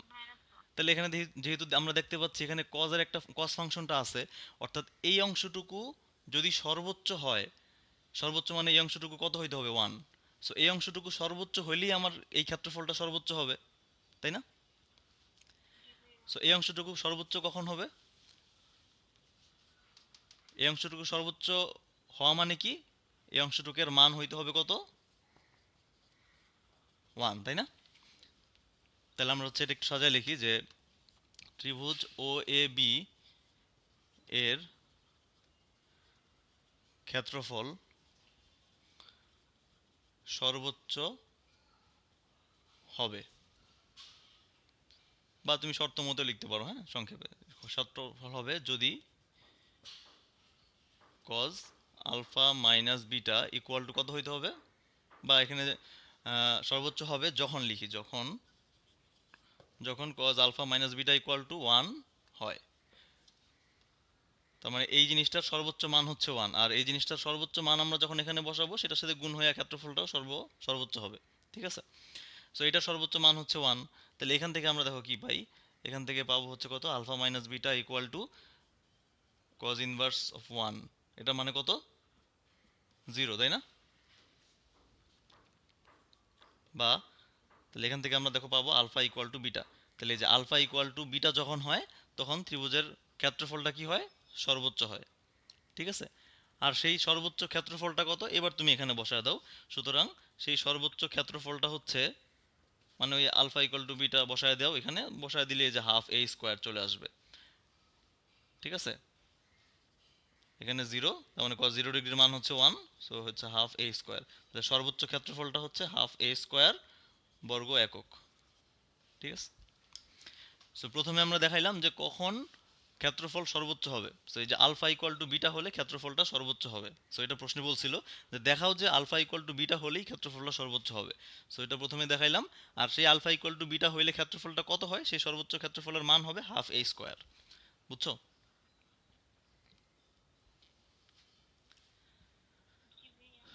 তোলা হয়েছে, এটা বুঝবো?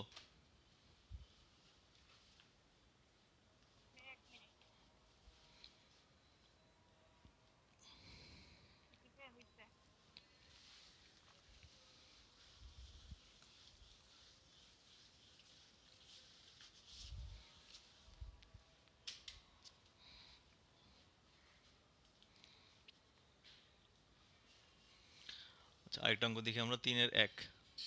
এখানে দেখো বলছে যে একটা ত্রিভুজের শীর্ষবিন্দু ত্রয় দেয়া আছে। এ হচ্ছে এক্স ওয়াই, বি হচ্ছে 1 2, আর সি হচ্ছে 2 1। বলছে এই ত্রিভুজের ক্ষেত্রফল, অর্থাৎ এই তিনটা বিন্দু দিয়ে যে ত্রিভুজটা তৈরি করা গেছে সেই ত্রিভুজের ক্ষেত্রফল হচ্ছে 6 বর্গ একক। এটা প্রশ্নে বলে দিছে ক্ষেত্রফল 6 বর্গ একক। যদি ক্ষেত্রফল 6 বর্গ একক হয় তাহলে দেখাও যে x plus y equal to 15, এটা দেখাইতে বলছে। শো। ঠিক আছে? সো যদি এই তিনটা শীর্ষবিন্দু দিয়ে যে ত্রিভুজটা তৈরি করা হয়েছে সেটার ক্ষেত্রফল যদি 6 হয়, 6 বর্গ একক হয়, তাহলে x plus y equal to 15 এটা দেখাইতে হবে আমাদের। হ্যাঁ? সো না, এক্স আর ওয়াই এর মান বের করতে বলে নাই, তোমাকে এইটা দেখাইতে বলছে যে এই ত্রিভুজের ক্ষেত্রফলটা যদি 6 বর্গ একক হয় তাহলে দেখাও যে x plus y equal to 15। X y এর মান বের করে ফেললে তো তুমি হচ্ছে তখন আর এটার ক্ষেত্রফল বের করলে তো 6ই আসবে, তাই না?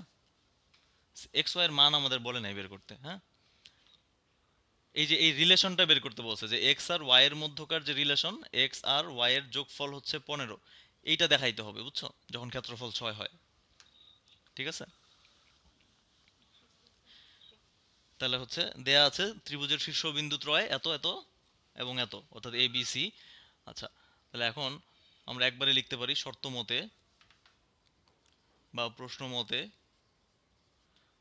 এই যে ত্রিভুজ এ বি সি এর ক্ষেত্রফল 6 বর্গ একক। এখানে চাইলে বর্গ একক লিখতে পারো, হ্যাঁ, না লিখলেও খুব একটা সমস্যা নেই। সো এখানে আমরা এই যে ত্রিভুজ এবিসি এর ক্ষেত্রফল ওই ফর্মুলাটা লিখে ফেলো, হাফ। এখন এখানেও দেখো যে তিনটা শীর্ষবিন্দুর মধ্যে একটা হচ্ছে আমরা জানি না, এক্স ওয়াই। সো এই ক্ষেত্রে আর মানে চিত্র আঁকাটার খুব একটা দরকার নাই, তুমি যেভাবে সিরিয়ালে আছে বসায় দাও যখন না জানবা, ঠিক আছে।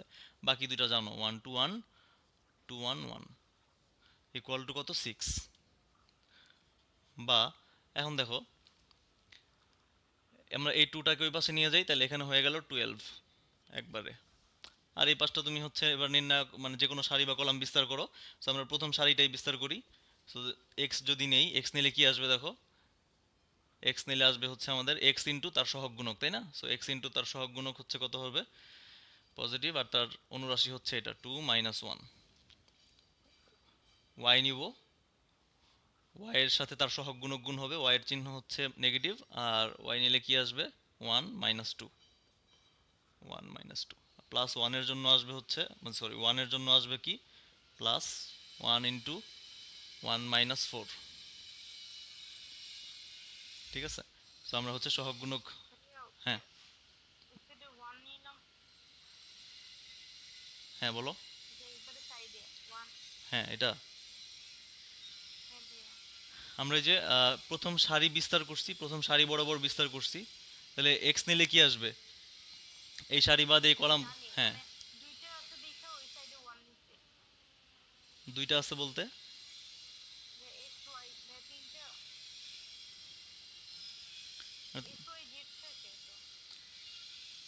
X Y Z.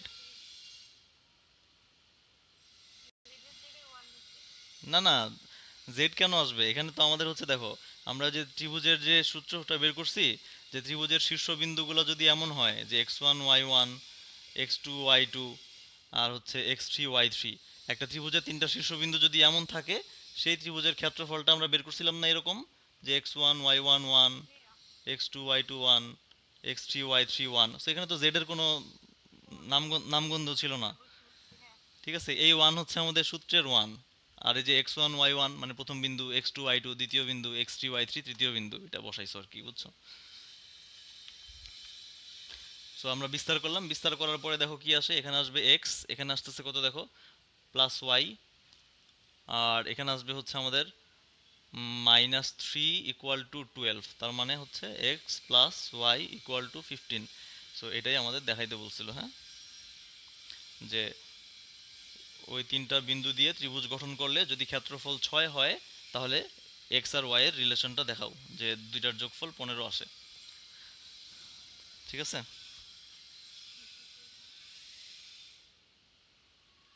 তুলছো এটা?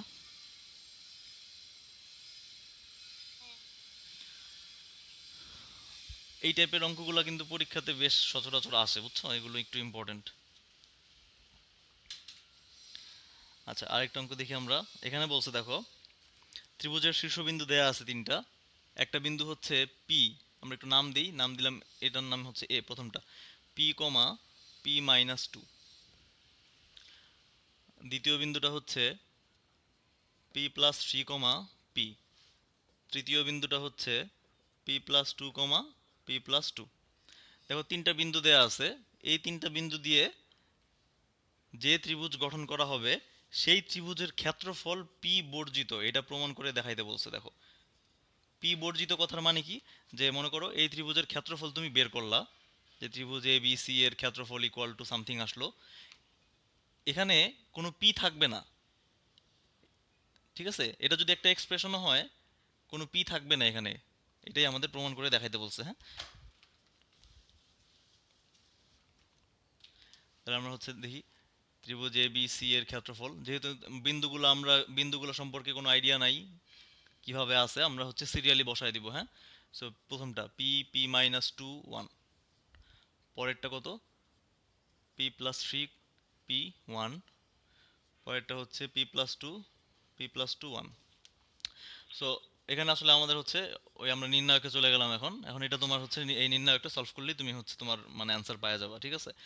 সো এটা তুমি এখন চাইলে বিস্তার করতে পারো, বাট এখনই বিস্তার না করে আমরা হচ্ছে এটার একটু সহজ করে নেই, একটু সারি বা কলাম অপারেশন করি, কারণ এখন বিস্তার করলে এটা গুণটুন হয়ে অনেক বড় হয়ে যাবে। হ্যাঁ, সো আমরা হচ্ছে যেহেতু নির্ণায়ক পারি, আমরা হচ্ছে নির্ণায়কের জিনিসগুলো একটু অ্যাপ্লাই করি এখানে। সো দেখো এখান থেকে আমরা এই কাজটা করতে পারি যে R two R two prime equal to R two minus R one, অর্থাৎ আমি 2 নম্বর রোটাকে পরিবর্তন করব। হ্যাঁ, প্রথমটা থাকুক, প্রথমটা একটু ছোটোখাটো আছে, এটা থাকুক। 2 নম্বর রোটা থেকে আমি 2 নম্বর রোটা পাল্টাবো কিভাবে, 2 নম্বর রো থেকে প্রথম রোটা বাদ দিব, তাহলে দেখো পি প্লাস থ্রি থেকে পি বাদ, তাহলে এখানে থ্রি থাকবে, পি মাইনাস, তাহলে এটা হয়ে যাবে two, one minus one zero. একইভাবে 3 নম্বর রোটা পরিবর্তন করব, 3 নম্বর রো থেকে 2 নম্বর রোটা বাদ দিব। সো পি প্লাস টু থেকে এটা বাদ দাও, তাহলে এখানে কত থাকবে মাইনাস ওয়ান, এটা থেকে এটা বাদ দাও তাহলে টু থাকবে, এটা থেকে এটা বাদ দাও জিরো। সো আমাদের হচ্ছে আমরা দেখো এই কাজটা করাতে, এই সারি অপারেশন করাতে আমাদের হচ্ছে এই 3 নম্বর কলামটা দেখো কত ছোট হয়ে গেছে। ঠিক আছে, একটা মাত্র এলিমেন্ট আছে শুধু ওয়ান। সো একটা মাত্র এলিমেন্ট নিয়ে কাজ করলেই আমাদের হয়ে যাবে। হ্যাঁ, বাকি এই দুটা না নেওয়া দরকার নেই, এই দুটা নিলেও জিরোই আসবে। সো হাফ, আমরা হচ্ছে 3 নম্বর কলামটা বিস্তার করব। সো 3 নম্বর কলাম যদি বিস্তার করি তাহলে এই সারি বাদ এই কলাম বাদ, থ্রি ইন্টু টু সিক্স, আর টু ইন্টু মাইনাস ওয়ান, তার মানে মাইনাস টু, আর এটা প্লাস হয়ে যাবে আসলে। হ্যাঁ, মাইনাস মাইনাস টু প্লাস হয়ে যাবে, তাহলে হচ্ছে কত আসলে দেখো 4 বর্গ একক। এখানে লিখবা যা পি বর্জিত। তাহলে আমরা ক্ষেত্রফল বের করে দেখলাম, আসলে ক্ষেত্রফলের মধ্যে পি নাই, ক্ষেত্রফল হচ্ছে একটা মান ফোর। সো এখানে লিখে দিলে হবে যা পি বর্জিত। ঠিক আছে, বুঝতে পারছো?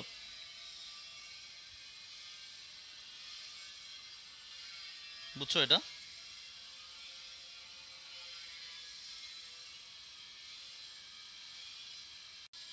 আচ্ছা, আমরা 4-এর 1 নম্বরটা দেখি কি বলছে।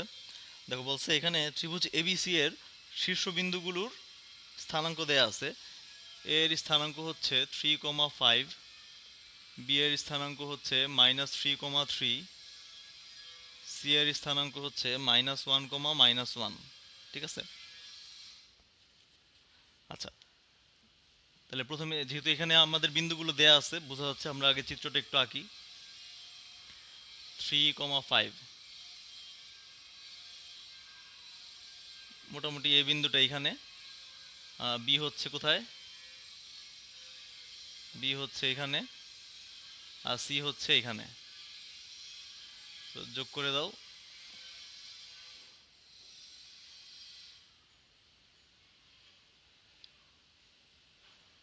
এই হচ্ছে আমাদের ত্রিভুজটা। ঠিক আছে, এরকম হবে আর কি দেখতে। এই হচ্ছে ত্রিভুজ। আচ্ছা, এরপর কি বলছে দেখি। বলছে ডিইএফ যথাক্রমে বিসি সিএ এবং এবি বাহুর মধ্যবিন্দু। তাহলে বিসি বাহুর মধ্যবিন্দু বলছে ডি, ই হচ্ছে সিএ বাহুর মধ্যবিন্দু, আর এবি বাহুর মধ্যবিন্দু বলছে এফ। এটা ডি, ই, আর এটা হচ্ছে এফ। এবি বাহুর মধ্যবিন্দু এফ বলা আছে। হ্যাঁ, বলছে যে ত্রিভুজ এবিসি এর ক্ষেত্রফল বের করো এবং ত্রিভুজ ডিইএফ এর ক্ষেত্রফল বের করো, বের করে দেখাও যে ত্রিভুজ এবিসি এর ক্ষেত্রফল এই ত্রিভুজ ডিইএফ এর ক্ষেত্রফলের 4 গুণ। অর্থাৎ এই এবিসি ত্রিভুজের ক্ষেত্রফল এই ডিইএফ ত্রিভুজের ক্ষেত্রফলের 4 গুণ। এটা প্রমাণ এটা দেখাইতে বলছে আমাদের। হ্যাঁ, এবিসি এর ক্ষেত্রফল হচ্ছে ডিইএফ এর ক্ষেত্রফলের কয় গুণ, 4 গুণ। এটা তোমাদের হচ্ছে তোমাদের এসএসসিতে একটা উপপাদ্যের একটা এক্সট্রাও মনে হয় ছিল এরকম, তাই না? যে ত্রিভুজের মধ্যবিন্দু মানে ত্রিভুজের 3 বাহুর মধ্যবিন্দুগুলো যোগ করলে যে ত্রিভুজটা পাবা তার 4 গুণ হচ্ছে সম্পূর্ণ ত্রিভুজের ক্ষেত্রফল, তাই না? হ্যাঁ, এই দুটার ক্ষেত্রফল বের করে এবিসির ক্ষেত্রফলকে ডিএফ এর ক্ষেত্রফল দিয়ে ভাগ করে দিবা। ঠিক আছে, সো ওইটা তো ওইটা ওইটা তুমি পারবা, বাট আমি হচ্ছে জাস্ট এটা বলে দিই যে ডি বিন্দু, ই বিন্দু আর এফ বিন্দু এটার স্থানাঙ্ক তো আমাদের দেয়া নাই, তাই না? ওইটা একটু বের করে নিতে হবে। সো এ দেয়া আছে 3 5, বি দেওয়া ছিল -3 3, সি হচ্ছে -1 -1। তাহলে এখন দেখো এই যে ডি ই এফ এগুলো তো সবগুলোই মধ্যবিন্দু। হ্যাঁ মধ্যবিন্দু, খুব সহজেই বের করা যাবে। ডি হচ্ছে আমাদের দেখো বিসি এর মধ্যবিন্দু, ঠিক আছে। আচ্ছা, তাহলে বিসি এর মধ্যবিন্দু ডি, ডি বের করবা। ই হচ্ছে সি এর মধ্যবিন্দু, ওটা বের করবা। সবগুলোই মধ্যবিন্দু সূত্র দিয়ে বের হয়ে যাবে, হ্যাঁ। তো এটা পারা যাবে। আচ্ছা ধরো যদি এরকম থাকতো যে মনে করো এরকম কেতাবুদ্দিনের বইতে এরকম একটা অঙ্ক আছে যে মনে করো একটা ত্রিভুজ আছে এবিসি, ঠিক আছে। প্রশ্নটা এরকম, আমি এই বইতে সম্ভবত নাই। প্রশ্নটা হচ্ছে এরকম যে ত্রিভুজ এবিসি এর মধ্যমা তিনটা, ধরো আমি মধ্যমা তিনটা একটু আগে আঁকি, হ্যাঁ। সো এই হচ্ছে আমাদের মধ্যমা তিনটা, তাই না? এটা ভরকেন্দ্র। সো বলছে যে ত্রিভুজ এবিসি এর মধ্যমা তিনটার মধ্যবিন্দু। তাহলে মনে করো এই যে এটা হচ্ছে এডি, বিসি বাহুর উপর মধ্যমা হচ্ছে এডি, তার মধ্যবিন্দু মনে করো এটা। তারপরে মনে করো এসি বাহুর উপর মধ্যমা মনে করো হচ্ছে এটা, এটার নাম দিলাম ধরো ই। সো এই বিই মধ্যমার মধ্যবিন্দু এটা। আর এই যে এটার নাম দিয়ে দাও মনে করো এফ, সিএফ। সো এই সিএফ মধ্যমার মধ্যবিন্দু হচ্ছে এটা। তো প্রশ্নটা হচ্ছে এরকম যে এই মধ্যমা তিনটার মধ্যবিন্দুগুলো যদি যোগ করা হয় তাহলে একটা ত্রিভুজ পাবা না এরকম। মনে করো এটা হচ্ছে পি, এটা হচ্ছে কিউ, আর এই সিএফ মধ্যমার মধ্যবিন্দু হচ্ছে আর। সো এই যে পি কিউ আর যে একটা ত্রিভুজ, এই ত্রিভুজের সাথে এই ত্রিভুজ এবিসি এর একটা সম্পর্ক আছে, বলতে পারবা এটা? মানে এই সম্পূর্ণ ত্রিভুজটা, এটা এই বড়টার সাথে ওই ছোটটার একটা সম্পর্ক আছে। এটা হচ্ছে 16 গুণ, হ্যাঁ। এই ছোটটার ক্ষেত্রফলের সাথে 16 গুণ করলে বড়টা পাবা, পুরোটা, ঠিক আছে। এটা ওই যে এক্সট্রাতে ছিল।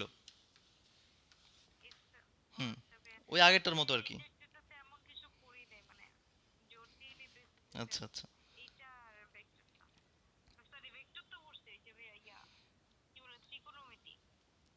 আচ্ছা আচ্ছা, পরেরটা দেখো, পরেরটা আমি একটু বলে দিই, এটাও আসলে পারবা তুমি, হ্যাঁ। পরেরটা হচ্ছে এরকম যে ত্রিভুজ এবিসি এর শীর্ষবিন্দু দেয়া আছে, এ হচ্ছে -1,2, বি হচ্ছে 2,3, আর সি হচ্ছে 3 - 4। সো এটা তুমি যদি চিত্র আঁকতে চাও আঁকতে পারো। এ হচ্ছে -1,2, এখানে এ, বি হচ্ছে 2,3, মোটামুটি এখানে হচ্ছে বি, আর সি হচ্ছে 3 - 4, মোটামুটি এই জায়গায়, এখানে সি, হ্যাঁ। সো যদি আমরা ত্রিভুজটা আঁকি এরকম, এ হচ্ছে এবিসি ত্রিভুজ। এখন বলছে যে পি হচ্ছে একটা বিন্দু আছে, হ্যাঁ। পি বিন্দুর স্থানাঙ্ক কি এক্স ওয়াই। সো বলতো এই পি বিন্দুর অবস্থান যে কোনো জায়গায় হইতে পারবে না, কারণ এক্স ওয়াই বলা আছে, পি বিন্দুর স্থানাঙ্ক এক্স ওয়াই। তার মানে এই প্লেনের যে কোনো জায়গাতেই হইতে পারে সে, ঠিক আছে। তো এখন আমাদের বলছে যে পি বিন্দুর স্থানাঙ্ক যদি এক্স ওয়াই হয় তাহলে ত্রিভুজ পি এ বি এর ক্ষেত্রফল বের করো এবং ত্রিভুজ এ বি সি এর ক্ষেত্রফল বের করো। এই ত্রিভুজ পি এ বি এবং ত্রিভুজ এ বি সি এর ক্ষেত্রফলের অনুপাত হচ্ছে এইটা আসবে, x - 3y + 7 / 22। তার মানে কি বোঝা যাচ্ছে যে ত্রিভুজ পি এ বির ক্ষেত্রফল বের করবা, এ বি সি এর ক্ষেত্রফল বের করবা, পি এ বির ক্ষেত্রফলকে এ বি সির ক্ষেত্রফল দিয়ে ভাগ করলেই আসলে এটা চলে আসবে, ঠিক আছে। সো এখানে ব্যাপারটা হচ্ছে কি যে তোমার এই যে পি বিন্দু যেটা আছে, এখন এই পি বিন্দুটা আসলে তুমি চিত্রে না দেখাইলেও হবে, কারণ পি বিন্দু যে কোনো জায়গায় থাকতে পারে। দেখো খেয়াল করো, কি ত্রিভুজ গঠন করতে হবে, ওই এবিসি তো আসলে আমরা বের করেই ফেলতে পারবো, তিনটা শীর্ষবিন্দু জানা। পি এ বির বেলায় একটু চিন্তা করো, P A B. So P বিন্দুটা এই এ বি বিন্দু, এ এবং বি বিন্দুর সাথে ত্রিভুজ তৈরি করবে, এ এবং বি। তাহলে দেখো এই এ বি রেখা ছাড়া অন্য যে কোনো জায়গায় পি হইতে পারবে, তাই না? এই যে এ বি রেখার উপরে ছাড়া, মনে করো এই লাইন ছাড়া অন্য যে কোনো জায়গায় পি হইতে পারে। সাপোজ পি যদি এখানে হয় তখন হচ্ছে পি এ বি ত্রিভুজ হচ্ছে আমাদের এইটা, তাই না? পি যদি এখানে হয় তখন পি এ বি ত্রিভুজটা হবে এরকম। সো এই জন্য আর এখানে তোমার মানে পি বিন্দুর অবস্থানটা না দেখাইলেও হবে, ওটা আসলে আমরা নির্দিষ্ট করে দেখাইতে পারবো না। হ্যাঁ, সো এই অঙ্কের জন্য তুমি চিত্র চাইলে ওই অতটুকু আঁকতে পারো, না আঁকলেও সমস্যা নাই। সো মূল কাজ হচ্ছে তুমি কি করবা, ত্রিভুজ পি এ বি এর ক্ষেত্রফল বের করবা। দেখো P A B, so P বিন্দুর স্থানাঙ্ক বলা আছে x y, so P A B এর ক্ষেত্রফল কি হবে, হাফ পি এর স্থানাঙ্ক কত এক্স ওয়াই, আর এ বি এর ক্ষেত্রফল, এ বি এর বিন্দু তো আমরা জানি -1 2 1, বি এর স্থানাঙ্ক হচ্ছে 2 3 1। সো এটার ক্ষেত্রফলটা বের করতে পারবা, যে কোনো সারি বা কলাম বিস্তার করে দাও তাহলেই হয়ে যাবে, তাই না? একইভাবে ত্রিভুজ এ বি সি এর ক্ষেত্রফল বের করো, এটা তো বের করতে পারবাই, তিনটা বিন্দুই দেওয়া আছে। তারপরে এটাকে এটা দিয়ে ভাগ দিয়ে দাও, তাহলে হচ্ছে ওইটা চলে আসবে, হ্যাঁ, যেটা দেখাইতে বলছি।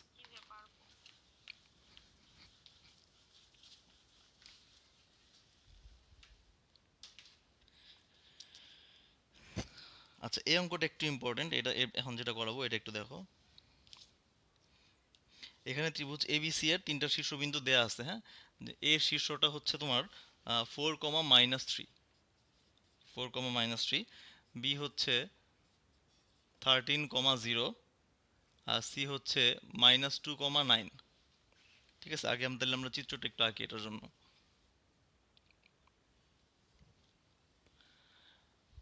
এ হচ্ছে কত 4, -3,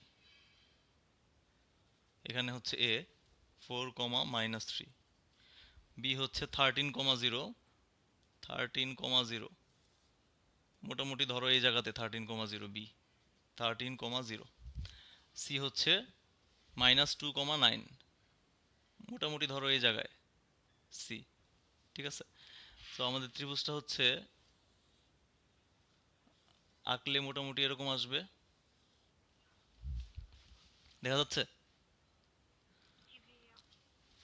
আচ্ছা, এখন আমাদের বলছে কি, বলছে যে ডিইএফ বিন্দুত্রয়, ডি বিন্দু, ই বিন্দু এবং এফ বিন্দু, খেয়াল করো, বলছে ডিইএফ বিন্দুত্রয় ত্রিভুজের বাহুগুলোর উপরে এমনভাবে অবস্থিত যেন, একটা শর্ত দেয়া আছে, BD divided by DC equal to CE divided by EA equal to AF divided by F B equal to 2।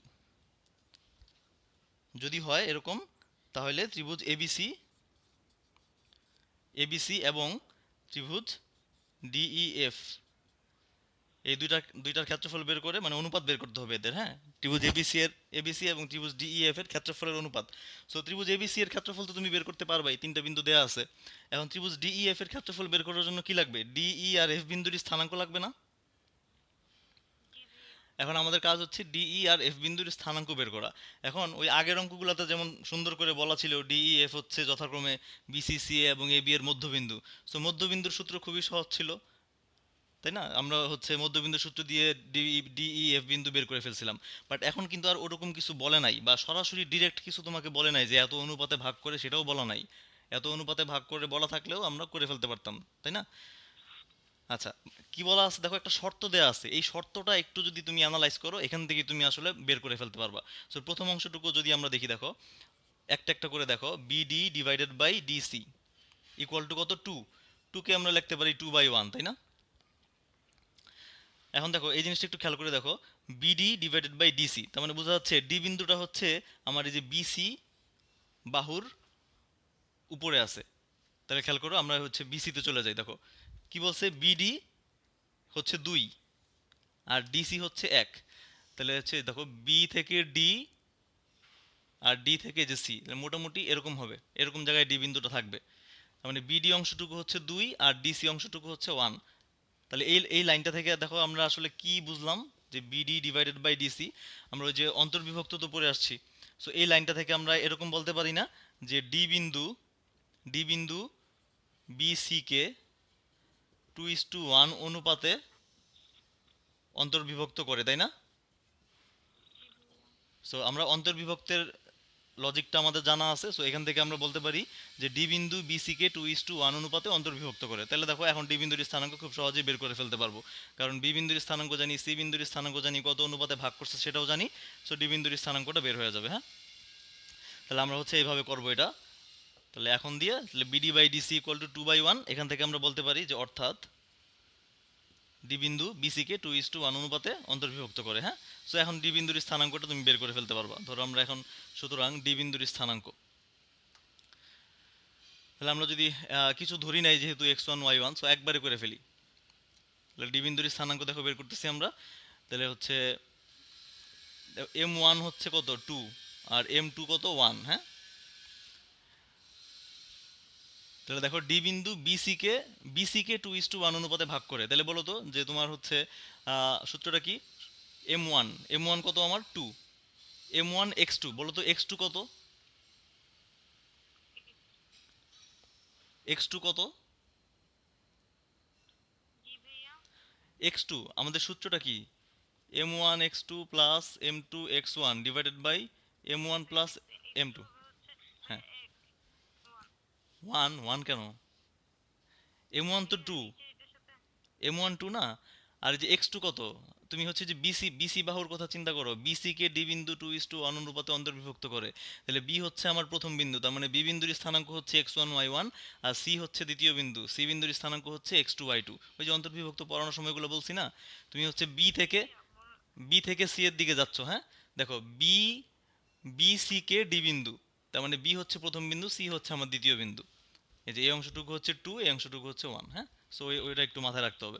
তাহলে m1 x2 হচ্ছে -2, m1 x2 plus m2 x1 হচ্ছে 13 divided by m1 plus m2। এটা হচ্ছে x স্থানাঙ্ক। তাহলে আমরা y স্থানাঙ্কটাও একবার এখানে করব। হ্যাঁ, সো m1 y2 কত দেখো? y2 কত? y2 কত?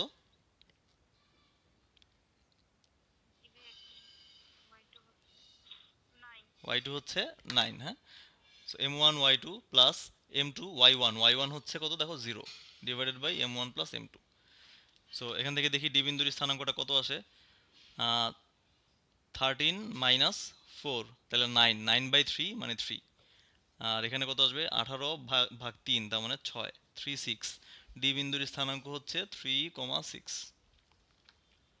ঠিক আছে, আচ্ছা। এবার দেখি, এবার পরের অংশটুকু দেখো, সিই ডিভাইডেড বাই ইএ। দেখো সিই ডিভাইডেড বাই ইএ। তাহলে এবার আমরা হচ্ছে এখানে সিএ তে চলে যাই। দেখো সিএ হচ্ছে আমার এই অংশটুকু। কি বলতেছে আমার? যে সিই বাই ইএ ইকুয়াল টু 2/1, তার মানে সিই হচ্ছে 2। তাহলে সি থেকে শুরু করে কোন পর্যন্ত আসবো? ই পর্যন্ত আসবো। এই সিই হচ্ছে 2, আর ই থেকে এ পর্যন্ত হচ্ছে 1। তাহলে এখান থেকে আমরা কি বলতে পারি? এখান থেকে বলতে পারি অর্থাৎ ই বিন্দু সি এ রেখাংশকে 2:1 অনুপাতে অন্তর্বিভক্ত করে, বলা যায় না? দেখো ই বিন্দু সি এ কে 2:1 অনুপাতে অন্তর্বিভক্ত করছে, তাই না? এই যে এই লাইনটা থেকে, এই অংশ মানে এই অংশটা থেকে এটা দেখলেই বোঝা যাবে। সিই বাই ই এ, তার মানে সিই, তারপর হচ্ছে ই থেকে এ।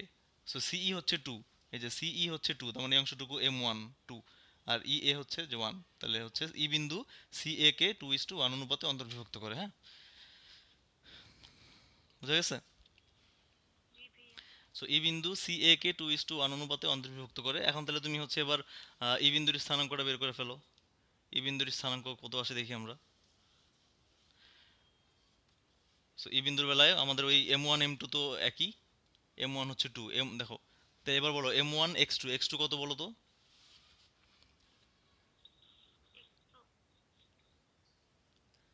x2 কত?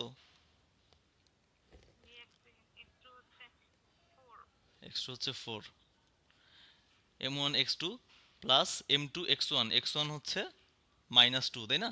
কারণ সি এ যখন বলবো তখন সি হচ্ছে প্রথম বিন্দু, এ হচ্ছে দ্বিতীয় বিন্দু। সো x1 হচ্ছে -2 divided by m1 plus m2। নিচে m1 প্লাস m2 থাকবে, আর এখানে আসবে y স্থানাঙ্কটা m1 y2 কত?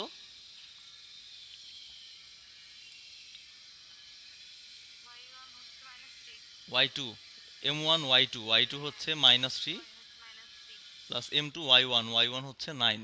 এই, সো আমাদের এখান থেকে স্থানাঙ্কটা কি আসবে ই বিন্দুর দেখি? 8 - 2, 6, 6/3 মানে 2। এখানে কত আসবে? -6, এখানে +9, তার মানে 1। এটার স্থানাঙ্ক হচ্ছে, ই বিন্দুর স্থানাঙ্ক হচ্ছে 2,1। ঠিক আছে, এবার বাকি রইলো কি? বাকি রইলো হচ্ছে ওই লাস্টের অনুপাতটা। সো এখান থেকে দেখো A F divided by F B, ওই একইভাবে A F divided by F B, তাহলে এই যে এ থেকে শুরু করছি আমরা এ এফ, সো এ থেকে এফ পর্যন্ত যাব এ এফ ডিভাইডেড বাই যে এফ বি, সো এ থেকে এফ পর্যন্ত হচ্ছে 2, এফ থেকে বি হচ্ছে 1।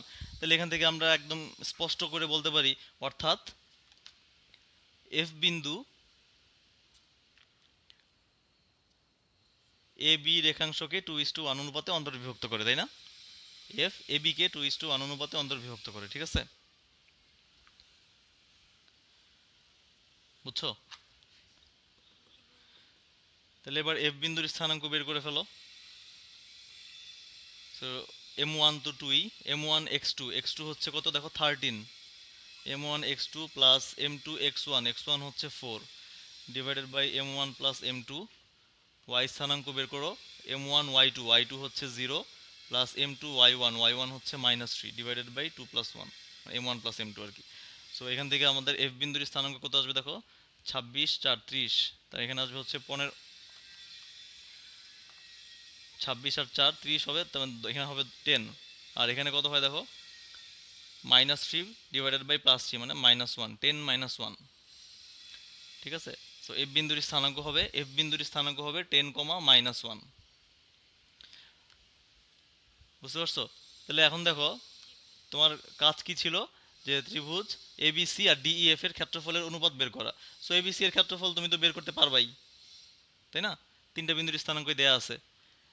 এবার ত্রিভুজ ডিইএফ এর ক্ষেত্রফল তুমি বের করতে পারবা, তিনটা বিন্দুর স্থানাঙ্ক তুমি বের করছো। সো ডিইএফ এর এটা চিত্রটা আগে আঁকো, ডিইএফ।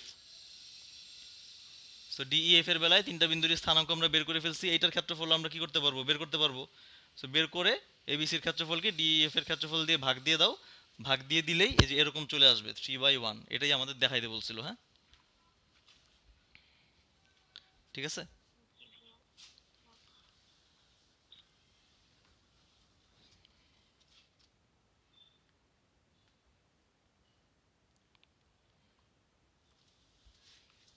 আর একটা আর এক দুইটা অঙ্ক দেখলেই আমাদের এই চ্যাপ্টারটা শেষ, হ্যাঁ?